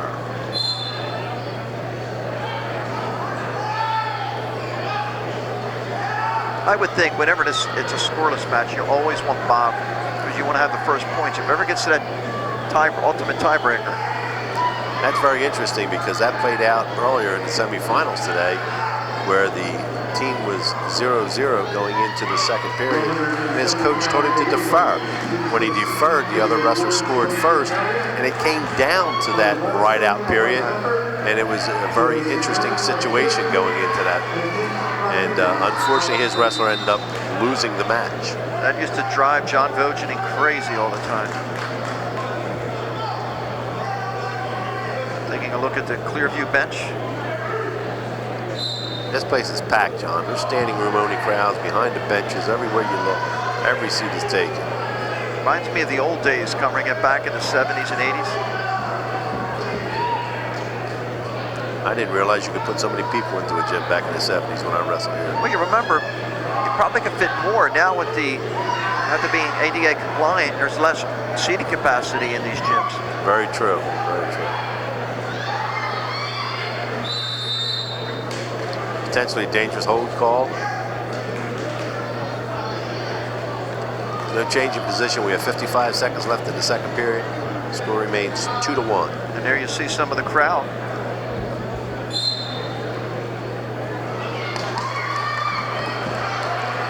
Searle doing a nice little turn out, sit out, turn in. He's got a leg trap there. Trying to pop out, get a reversal. Holmstrom's trying his best to keep those legs locked in there. Not going to happen. Oh, almost gave the points. Nice job by the official to wave it off. Almost saw Moriello give it, and then he decided not to. That was a nice job by Holmstrom. Not quitting. He's in a little trouble there. He's high again now. There he goes, going up high again. He likes that cross body ride and the body scissors.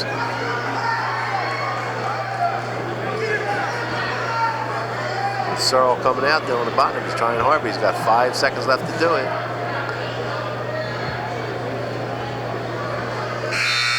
Well, Holmstrom, nice drive on top, huh? Yes, it is. Now he has the choice position. Look at the Gateway coaching staff. We have a blood time on Clearview. What a wild weekend, by the way. This is, I don't know if you're aware of this, the Gloucester County Educational Campus. Did you know it was called that? With the all the schools connected, GCIT, the Gloucester County Special Services School District, and Gloucester County College. And what a wild weekend with the districts here this weekend. And since Wednesday, GCIT has been hosting the Big East Swim Championship. So we had schools from Providence, Butler, Xavier, Villanova, Georgetown, Seton Hall, just to name a few. Roaming around the campus at GCIT this week was it's been a wild weekend in this area, and just a lot of activity. And give a lot of credit to the people controlling traffic in this area this week. Here we go, third period. Sewell on top. Holmstrom's got to get out to try and tie the score, or at least get out, I should say. Sewell, on the other hand, trying to get some back points. He's got a near side cradle trying to lock it up, but look at Holmstrom must be pretty strong. And look at that. He's going to get a reversal. Reversal for 2. And we saw how he was on top. It's 3-2 now. He's got to be aware of keeping his hips back. He comes up and throws those legs in, and he gets high all the time with that. There he is. Saw him peeking back at the clock, it looked like. He's got 1:13 left. Remember, he rode him the whole second period. It's going to be hard to ride him again. Yes, it will.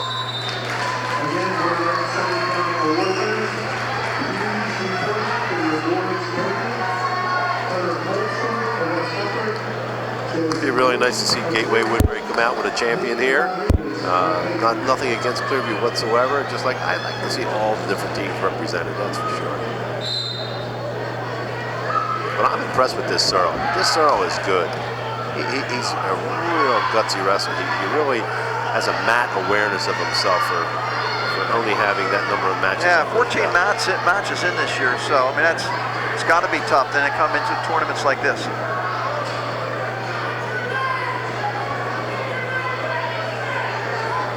Holmstrom trying to get some back points. Trying to turn. A nice job by Sewell not to, but he's got 37 seconds left. We have a stalemate. As you can see there, I was telling you about how he gets high. He's got to keep his hips back. If he's going to go parallel legs, he's got to be under both arms. 35 seconds. You've got Holmstrom up 3-2 in the third period. Sewell needs 1 point to tie it, 2 to go ahead.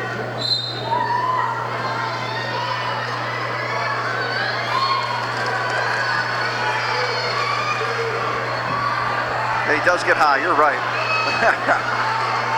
He's got to watch. Sewell trying to pop out the back. We saw this happen earlier in this time. He's coming. He's coming out what they call the back door. Sewell trying to steal this in the last 10 seconds. Can he do it? 7 seconds left.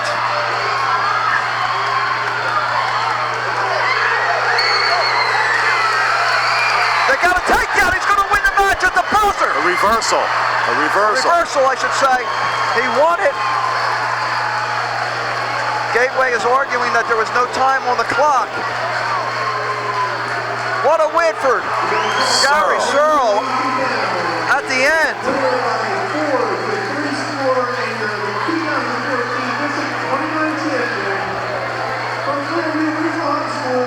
Gateway coaches don't think so. I can only go by your take. I don't know if you can see the clock, or if that's what they were arguing about. Were they arguing if it was a reversal? I don't know if they were arguing the fact that the time had expired, or whether it was truly a reversal, or whether it wasn't a reversal. I didn't see from our position, John, did Sewell clear his head or not? I'm not sure. Let's go to the award winners at 170. Nick Rodriguez won it, but in third place, cousin of Austin, Hunter Holmstrom of West Deptford finishing third. Joe Sindoni of Clearview second. Nick Rodriguez of Clayton Westboro is the winner at 170.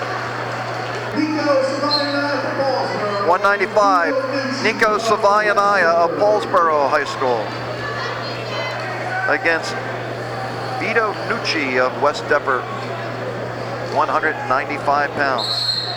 I believe these wrestlers met during the dual meet season, and Nico came out ahead on that match, Savayanaya. I like this wrestler, Nucci from West Deptford. He's a real strong wrestler. He's aggressive. He's physical. 12-10 this year.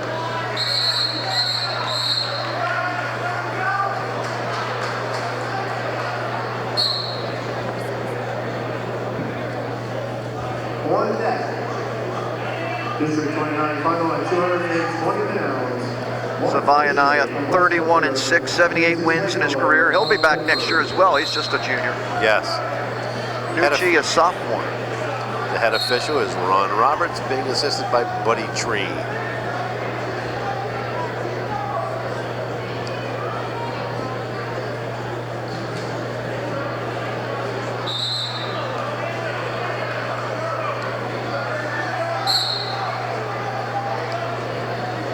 Savayanaya with a bye in the first round and had a couple pins.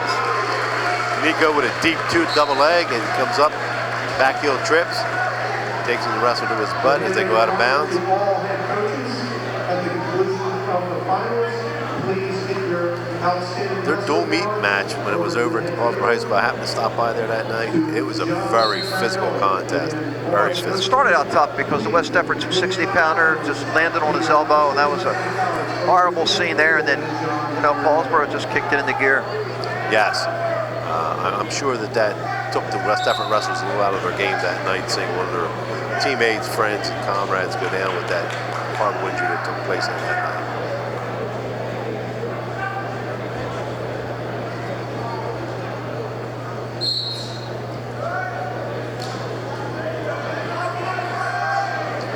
Savayanaya controlling the hips nicely here.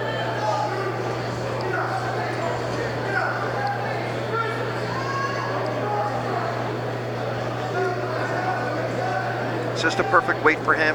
95, you think, or 82? What do you think a perfect weight class for Savayanaya would be? I would have thought that Savayanaya should have been down to 182 pounds this year. I think that he probably would have been a lot faster and his moves would have been a lot more finished at that point. But whether it was for the team or whether it was for a personal choice, he stayed at 95 and humped out between the 195 and 220 weight class this year. Many times wrestling up. He has a 2-0 lead as we go into period number 2. Paul Marina. West Deptford has choice and defers going into the second period. Nico Savayanaya from Paulsboro takes bottom. Not a bad coach to coach the heavyweights there with Jones, huh? Mitch Jones. What a great heavyweight coach he would be. I also understand that Carmel Marina goes down there and rolls with him every now and then. And you look at some of the names of Todd Palmisano, who was a beast of brick memorials over there now. They got some names. Yes, they do. Nucci on top here to start the second. I don't think one of the coaches gets a lot of credit is that Nick Marina. Nick Marina a lot of times figures out the matchups and who's going to wrestle who and what weight class they have to move around. And he's a real intelligent, behind-the-scenes type of guy. And he's been right there with Paul Marina and Dean Dugan for a long time. I give Nick credit. He fills out these sheets for us every year. Nico reverses him there. It goes up 4-2. Little sit out knee spin turn in. Jimmy Sutton of Paulsboro, Austin Holmstrom from Gateway, and Gary Sewell of Clearwood. What's his strength? What's his best move? Where's he best? Is he best on his feet? Is he best on top? I think for a big man, Nico's best position is on his feet. He's fast. He's very strong. He has mat awareness on his feet and is aware of where he's going. I think his weakest position, to be honest with you, is riding.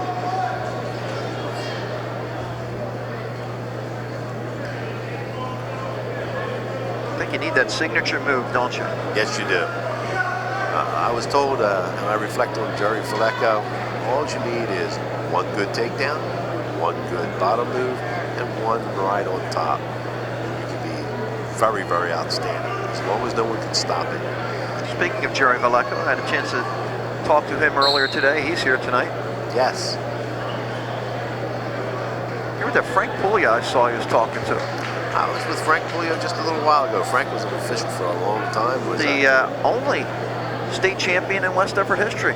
98 pounds. I think he could make 98 today, actually. I would question that. No, I was being sarcastic. Final 20 seconds, 4-0 lead, Savaianaya. Working an arm bar, one-on-one on the far side, he's clearing his hips. Nucci's not giving up. Nucci goes back to his base, establishes himself. Nico takes it back down onto the mat, Savaianaya does. And there's Nucci back up onto his base.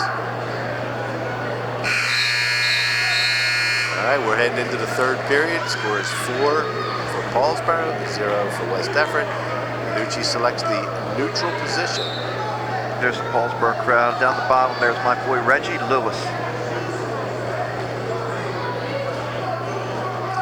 Now here's a situation, John, where you're up 4-0.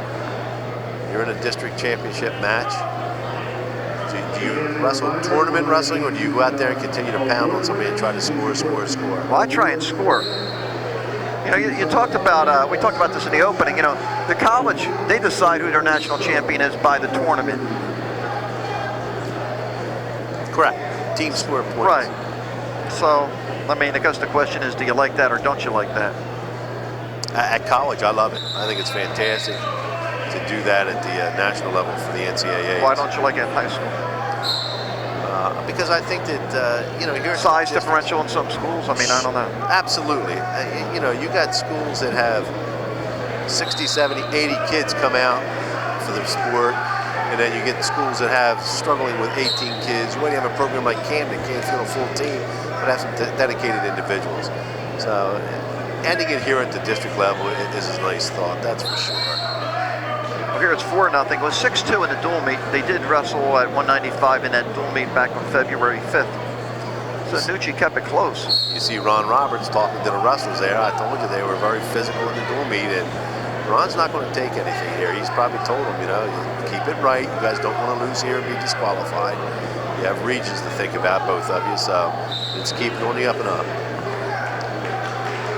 I was president of the New Jersey Wrestling Officials Association, and Ron was my vice president and followed me in after 2 years serving there as the state president. So it was nice to have representation from down south. There's that speed I was talking about, John. 6-0 lead. With Savaianaya just doing a little snap and spin.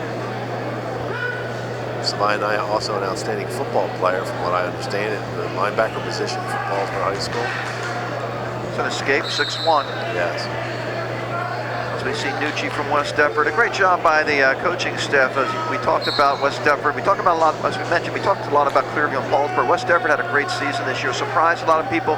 Big Colonial Conference win against Collingswood.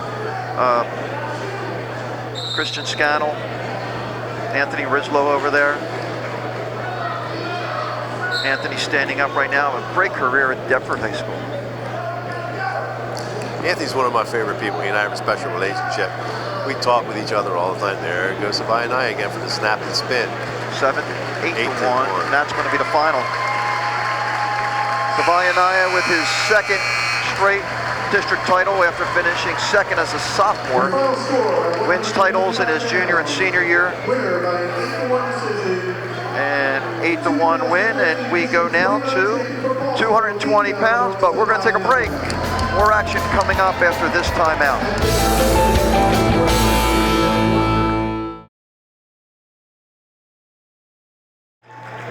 We now have the award ceremony at 182 from Paulsboro. Jimmy Sutton finishing in third place.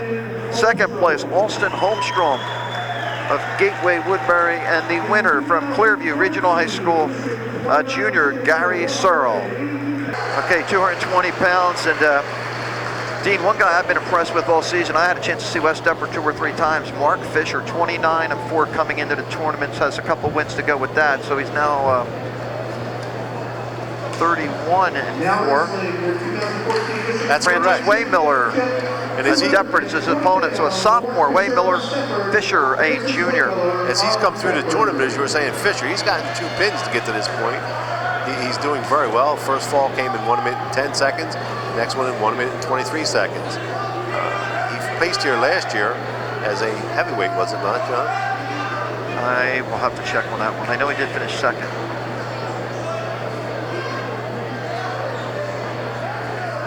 You have Buddy Treen as the head official in this match with Mark Evans as his assistant. Oh, look at that. Fisher just picks him up, takes him down, and now gets to 2. He's got a 2-0 lead. Notice the officials have numbers on the back of their uniforms. What's that all about? 3 years ago we came out with that, John, as far as the association was concerned. A lot of times officials would sign the scorebook in such an erratic manner that you couldn't read who it was or what it was, whether you had a complaint or whether you had a compliment, whatever it may be. So the state decided to go to a numbering system. At the same time they came out with a numbering system, they came out with a official evaluation situation. Every wrestling official in the state of New Jersey will have a number on their back to be evaluated by it. There is probably 8 to 10 evaluators here throughout Region 7 and 8 that will be here tonight. Some will be up at the other districts. I am actually the Region 7 and 8 coordinating of officials. Real quick, I just want to mention Wayne Miller did a nice job there. He gets the escape. He's only down 2-1, so he's just a sophomore. 24 wins. Just talking back on that evaluation system, you've seen changes occurring at the state tournament, the regional assignments. In some districts, you're seeing newer officials come in, and a lot of it is based on that new evaluation. Very nice snatch there and takedown. Very nice by Fisher. He took the single leg snatch, drug it down to the mat. He's looking for a far side cradle there. Goes into the second period, Fisher does, leading 4-1.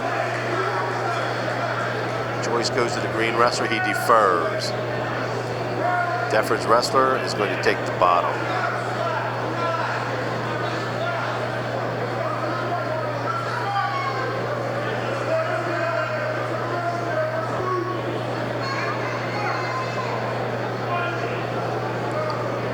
Had an illegal set there, but he treated Tony. His hand was not on the elbow, it was in front of the elbow.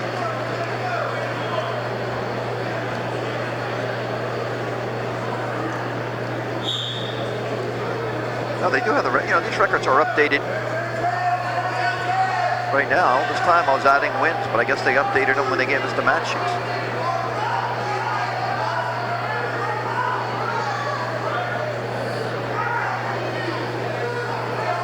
There's Fisher again, just picking him up, trying to pick him up and bring him to his back, it looks like.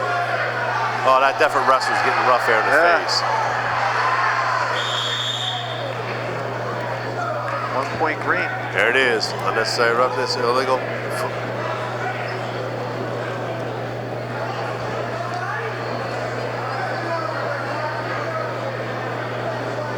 The official signaled an illegal hold there. It may have been a technical violation for unnecessary roughness. I'm not quite sure what he saw there as illegal, but.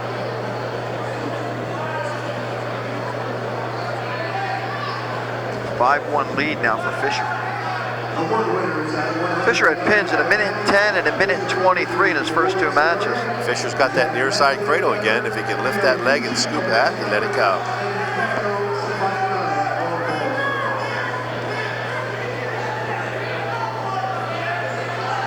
Weinmeller's tough as a sophomore, wrestling in the 220-pound weight class.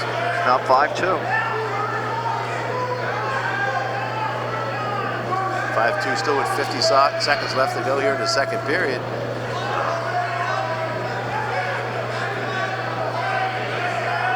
I know we end tonight at 106, and I have a feeling that's going to be a high-scoring match, by the way. Remember that. You said it first here. Fisher again, hooks onto that leg, can't finish it though. Wayne Miller doing a nice job fighting it off. Got to find a way to score though.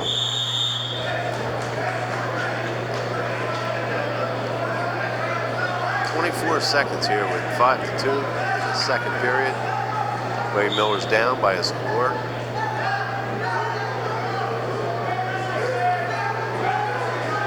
Fisher's very intelligent. He's got the overhook, but his head is on that side, stopping any penetration by Wayne Miller on his feet. Now he switched his head, gets back out of that underhook situation. We're going to go into the third period with a 5-2 lead for Fisher. After this, just a heavyweight in the 106-pounders. And Fisher selected down to start the third period.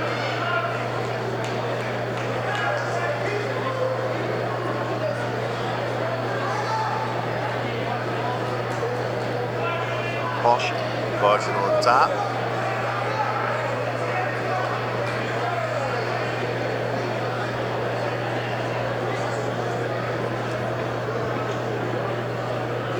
Paulsboro has one more chance to add points to the team score. Clearview's done for today.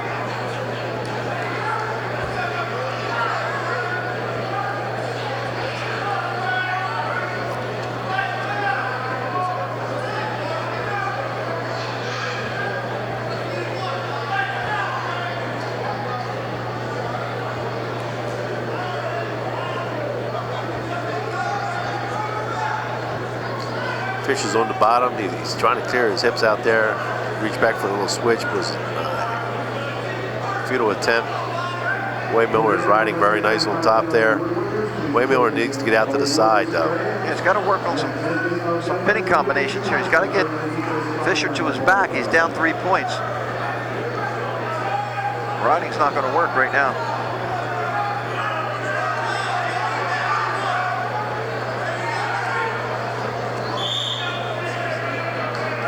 Go out of bounds, no change in position. You'll still have West Deptford down and Deptford on top. Minute and 5 seconds left in the third period. Fisher still up by a score of 5-2.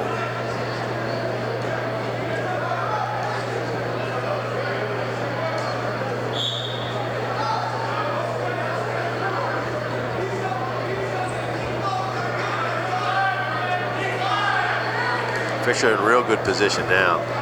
Gets a reversal with a little inside switch in a standing position, takes him to the mat, comes up and controls, takes the lead 7-2. 45 seconds left in this period. Fisher hanging on with Wayne Miller trying to sprawl back. He's got to get heavy hips on top of that head, move his hips back, break the grip. Fisher just hanging on to that single leg. You're going to see a stalemate or a stall call here, either way.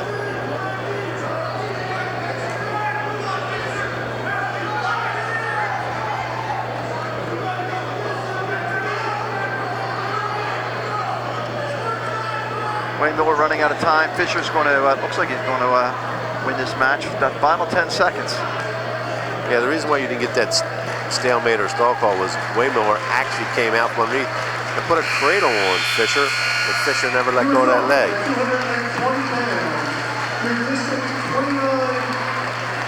7-2 win for Fisher. Nice title for West Deptford tonight. They have another shot coming up at 106, I believe, too, John, with that Zuzula that upset Duca. Yeah. Go to the heavyweight. Westenberg of Gloucester, Randall of Paulsboro, but first we got the awards ceremony at 195 pounds. Zach Nesbitt of Deptford High School, I should say, is the third place finisher. Second place from West Deptford High School was Vito Nucci, and the winner from Paulsboro High School is Nico Savayanaya. Devontae Randall, 24-13 last year.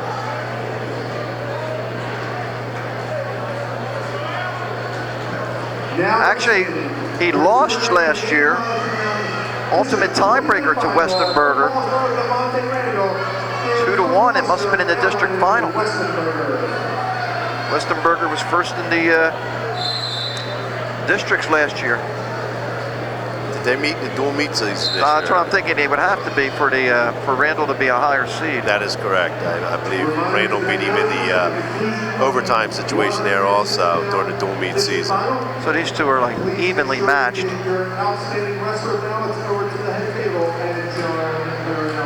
It was a 2-1 win for Randall. So tight matches all the way around when these two guys go at it.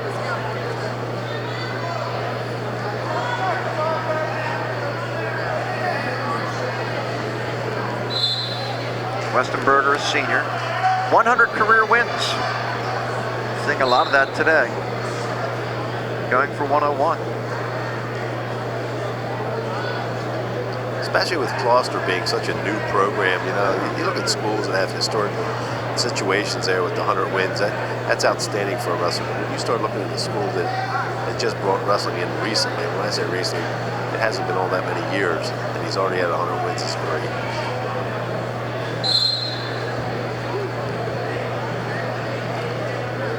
0-0 score, 54 seconds remain in the first period.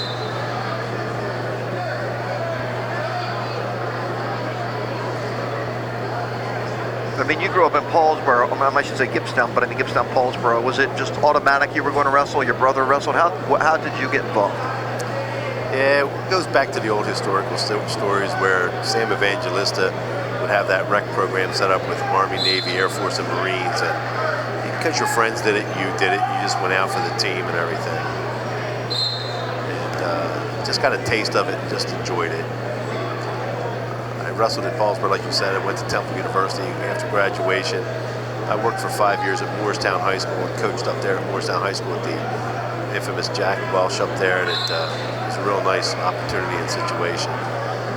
When I was getting out of coaching due to the fact that I was losing my teaching position to Riffs, I picked up on officiating. And 33 years later, here I sit as the coordinator of evaluators for officials for the state of New Jersey. Well, there you go. Well, we're going to have a scoreless first period here. I'm sure you're familiar with the heavier weights. I'm sure you did a lot of coaching with the heavier weights in your day. Correct. Scoreless, so yeah, I could see this 2-1, 3-2 type match. Absolutely.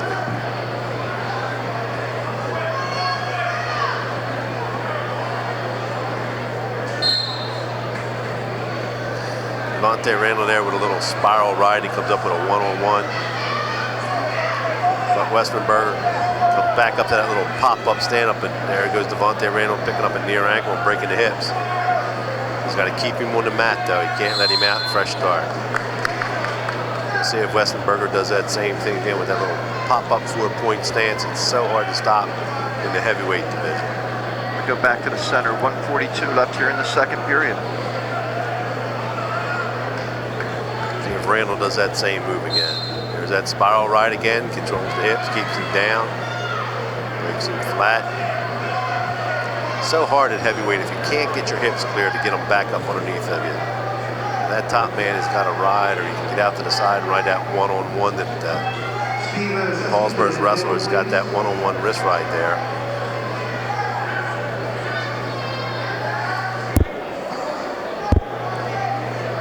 He's trying to clear that arm.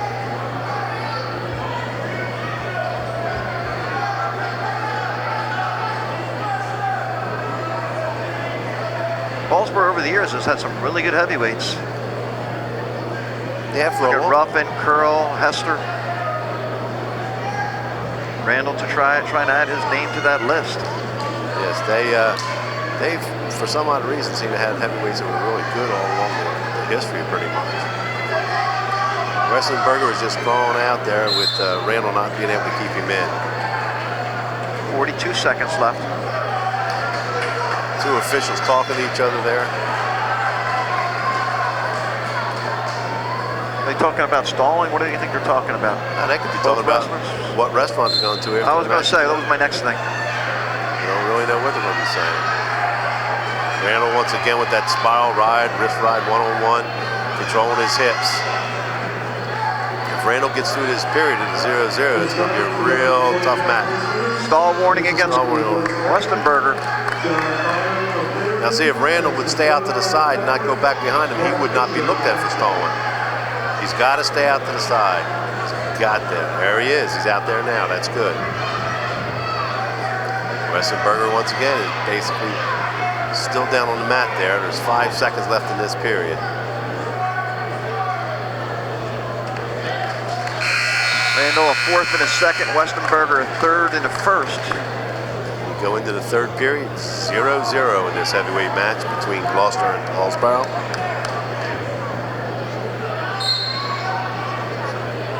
Westenberger trying the same thing. Randall's up with hand control and cuts for one. Gets out in 7 seconds.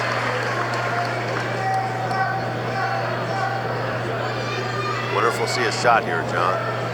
Well, you're going to have to see something. I mean, if Westenberger wants to win this match, he's going to have to take a shot. That's for sure. And it makes it really easy for the official. If he's not going to shoot, then you don't have to call Randall for stalling. If you're going to call Randall for stalling, Westenberger's got to shoot. 5 of Randall's last 6 matches, listen to these scores. 3-1 in a tiebreaker, 3-1 sudden victory, 1-0, 1-0, and then against Boundbrook he lost 3-1. And what Randall just did there, he put a thought in the official's mind that he was reaching for that single as they went out. Makes him look like he's working. Yeah, it's a little psychological thing that, hey, I coached it when I coached the heavyweights also. You have to make the official think that you're working. But you were also an official, so did you think, what did you think as an official?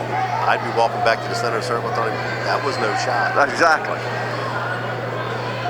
Under 55 seconds left, 1-0 lead Randall.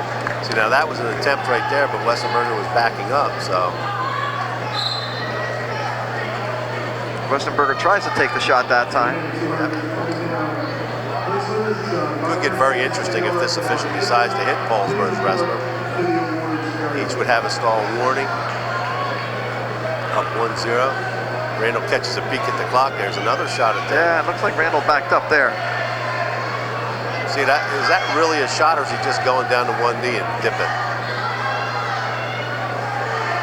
Or is he just pushing? There's another. That's the thing that coach used to talk to me about. He's just pushing him, and there's no defense of that.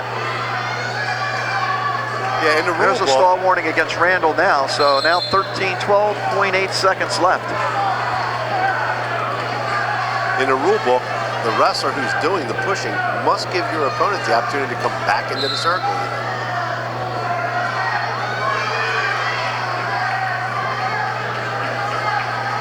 Randall with the 1-0 lead. Time's going to run out.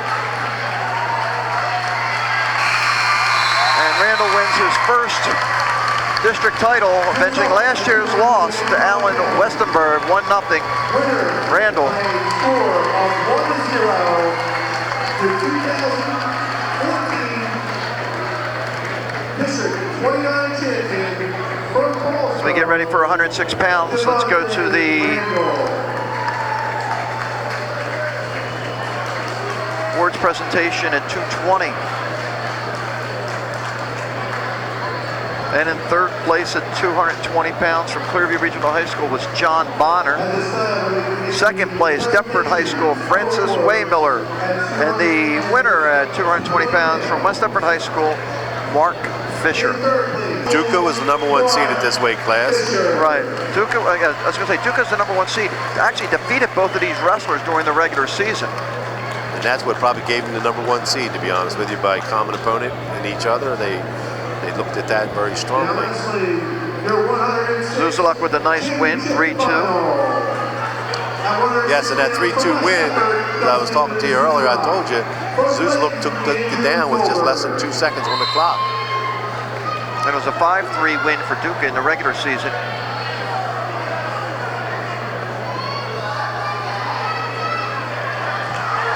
There's the takedown for Zuzulak.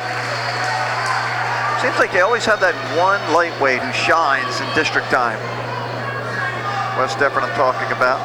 79 career wins for the junior Tolbert. 55 for the senior Zuzulak. I wonder how many senior 106-pounders there are in this area. Yeah, I'm sure not too many, huh? No. Reminds me back in my day with Tony Black from Haddon Township. Wrestled 4 years at 98 pounds. Wow. I'll tell you what, we didn't have wrestling at St. James, but without thinking about cutting weight, I could have been a 4-year starter at 98. Would have been interesting. Would have been very interesting. Zuzulak's got double grapes in, but he can't expose the back at this point. Tolbert's caught right there with his arm over top of the back. Zuzulak's trying to break that arm down. He's got the cross body right in, trying to pull that support arm back. Now he's either going to try to put it behind his head or take it behind him. Defensive wrestler to getting back exposed. If you can't improve the positions, you know what's coming, John. Stalemate. You got it. Talbert comes to their feet. It's potentially dangerous. That was a new rule that came in about 4 years ago also. If you have the cross body, bottom man comes up to a standing position and your feet leave the mat, it's a potentially dangerous situation. Caution on the bottom man.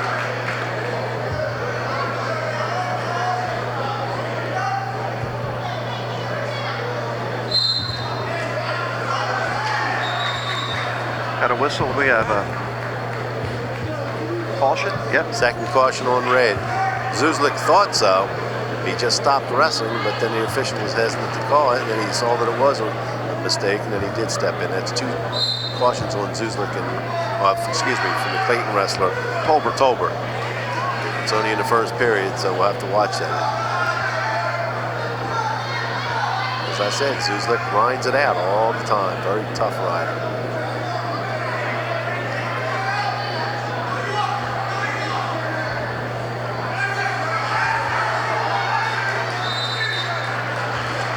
Zuzulak here just wants to hold on, keep this 2-0 lead after the first period. He's got just under 10 seconds to do that.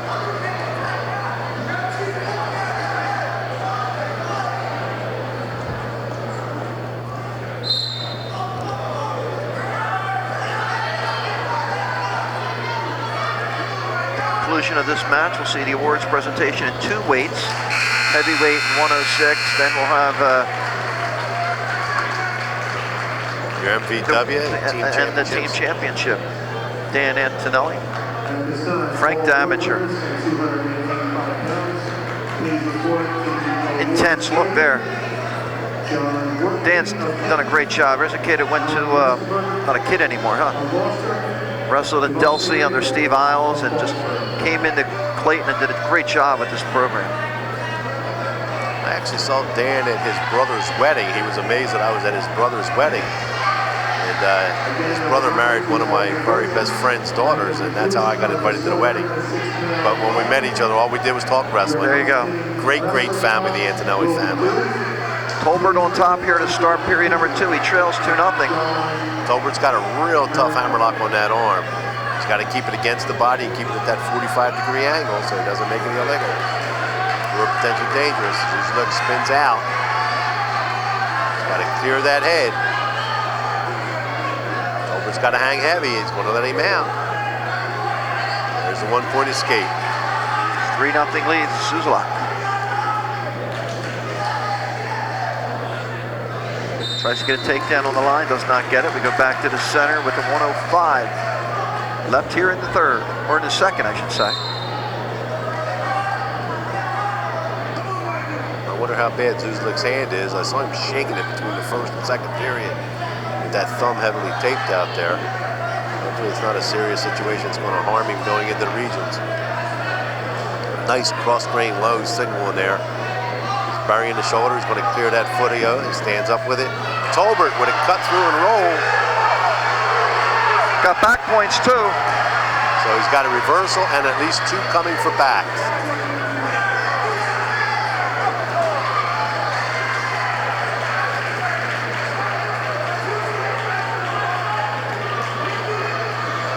Watch Tolbert's knee up underneath it there. Watch that knee. Breaks it. Scores 4-3 in the second period with 17 seconds left, with Tolbert ahead at this point, 4-3 over Zuzlik.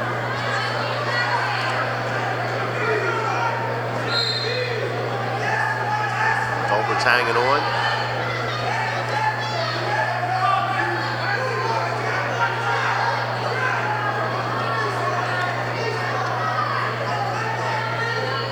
Gloucester trying for their second title.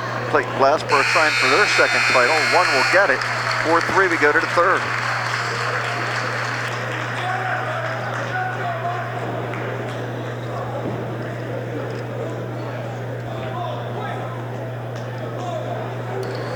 Dan Antonelli calls the official over to the table. We're going to have a discussion. Right now, Paulsboro with 6 titles, Clearview 5, Clayton and West Deptford each with 1.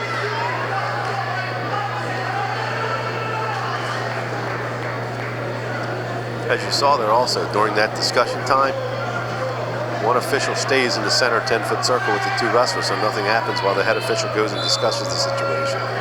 Now 5-3, here we go. Zuzulak needs a takedown.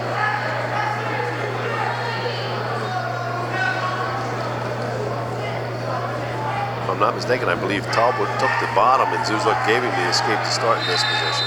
Is that what it was? Yes.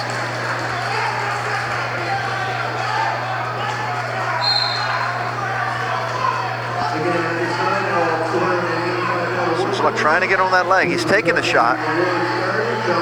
He's got to finish.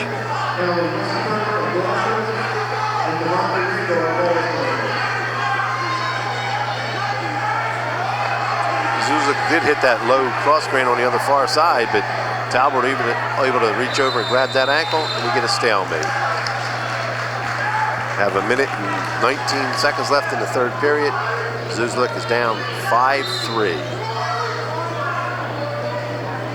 Again on the shot for Zuzula.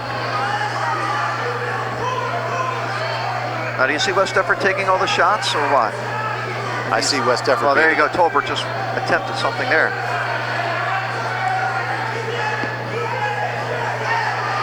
How about that nice takedown for Tolbert? They're going to give it to him. They got it. Big 2. Under a minute left. 7-3.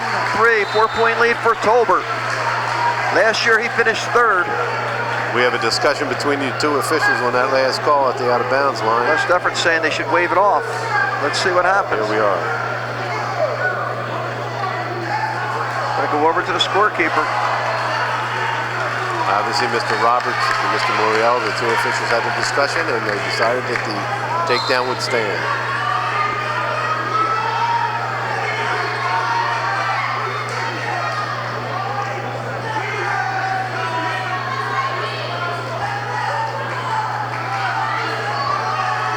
Tolbert's up 7-3. He's got 35 seconds remaining in this period. We have a stall warning for failing to return your opponent to the mat. That's against Clayton.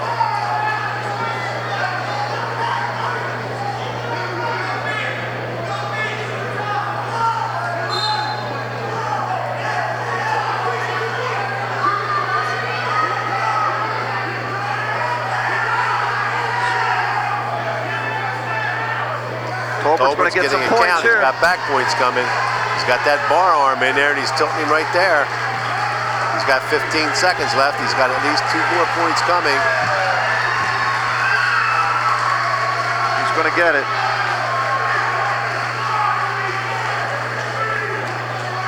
And he gives Zuzlik the reversal at the end.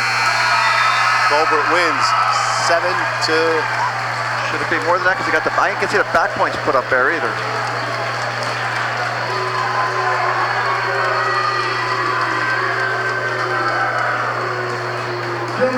Crowd not happy with some of the gestures by Tolbert after his win, but a nice win nonetheless.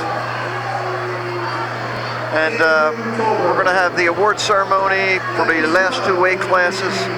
First of all, at heavyweight, finishing in 3rd place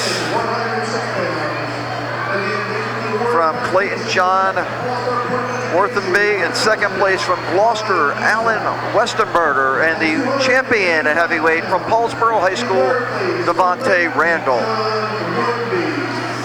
At 106, 3rd place from Paulsboro High School, Nick Duca. In 2nd place from West Deptford High School, Dustin Zuzulak. And the champion from Clayton, Andrew Tolbert.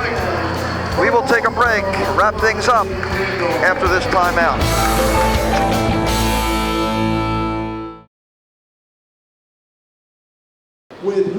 Welcome back to Gloucester County College with Dean Sizemore. We have 2 of the top wrestlers in this tournament, the outstanding wrestler, Sam Marino, Paulsboro High School, and the 4-time District 29 champion, John Van Brugge, Clearview. Sam, let's talk to you first. Talk about this. First of all, you guys just won the team title and your match with Mike Van Brugge. Talk about that match, because that was a tight match coming into the 3rd period. I just had to stay relaxed. I knew I had a tough kid. My 100th win was coming up. I just stayed relaxed, wrestled my match, and then the team score, we just had to come in here and do our thing, since we didn't get to wrestle them in the dual meet. So we had to come here, wrestle tough, and save points and pick up points like a dual meet. How great was it to watch your brother win a district title right before you went out on the mat, and then you come out, because yours was the premier match, but to come out and win back-to-back? I was happy for my brother. He's a really hard worker. He works hard. He does everything right. I was really proud of him. I look at you, I look at Clearview. You guys are both young teams. There's a lot of good young teams in Gloucester County.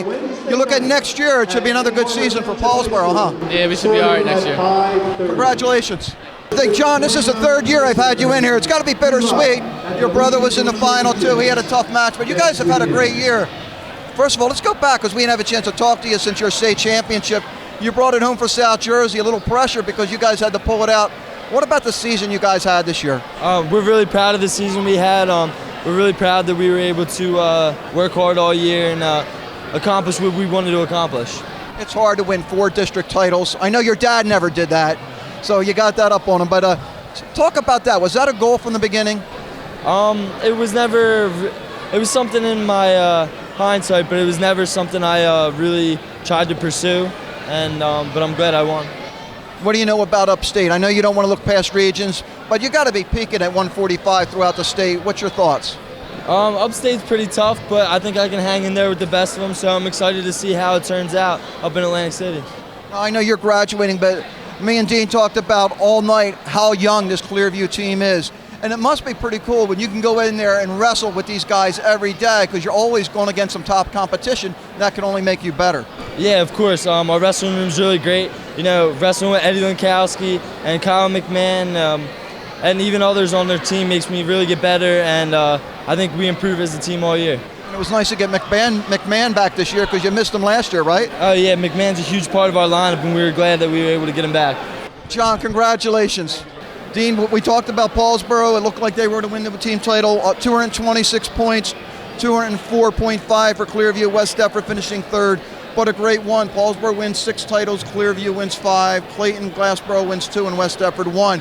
Was dominated by the 2 schools we thought would dominate it. Absolutely. Coming in, I talked to a couple of people. I told them I could see Paulsboro placing 11 and Clearview placing 10. I think that's exactly what happened before the match. It's excellent wrestling. It was a fantastic tournament. Again, I told you I was here Friday night. We had good wrestling Friday night. I was here for semis. It was outstanding. And tonight was just a great final for the District 29 tournament here. I'd like to thank our sponsor, Cruise Travel, our crew, everybody at Gloucester County College for helping us out here. Dean Sizemore, I'm John Mondelli. We'll see you next time on the Gloucester County Educational Network.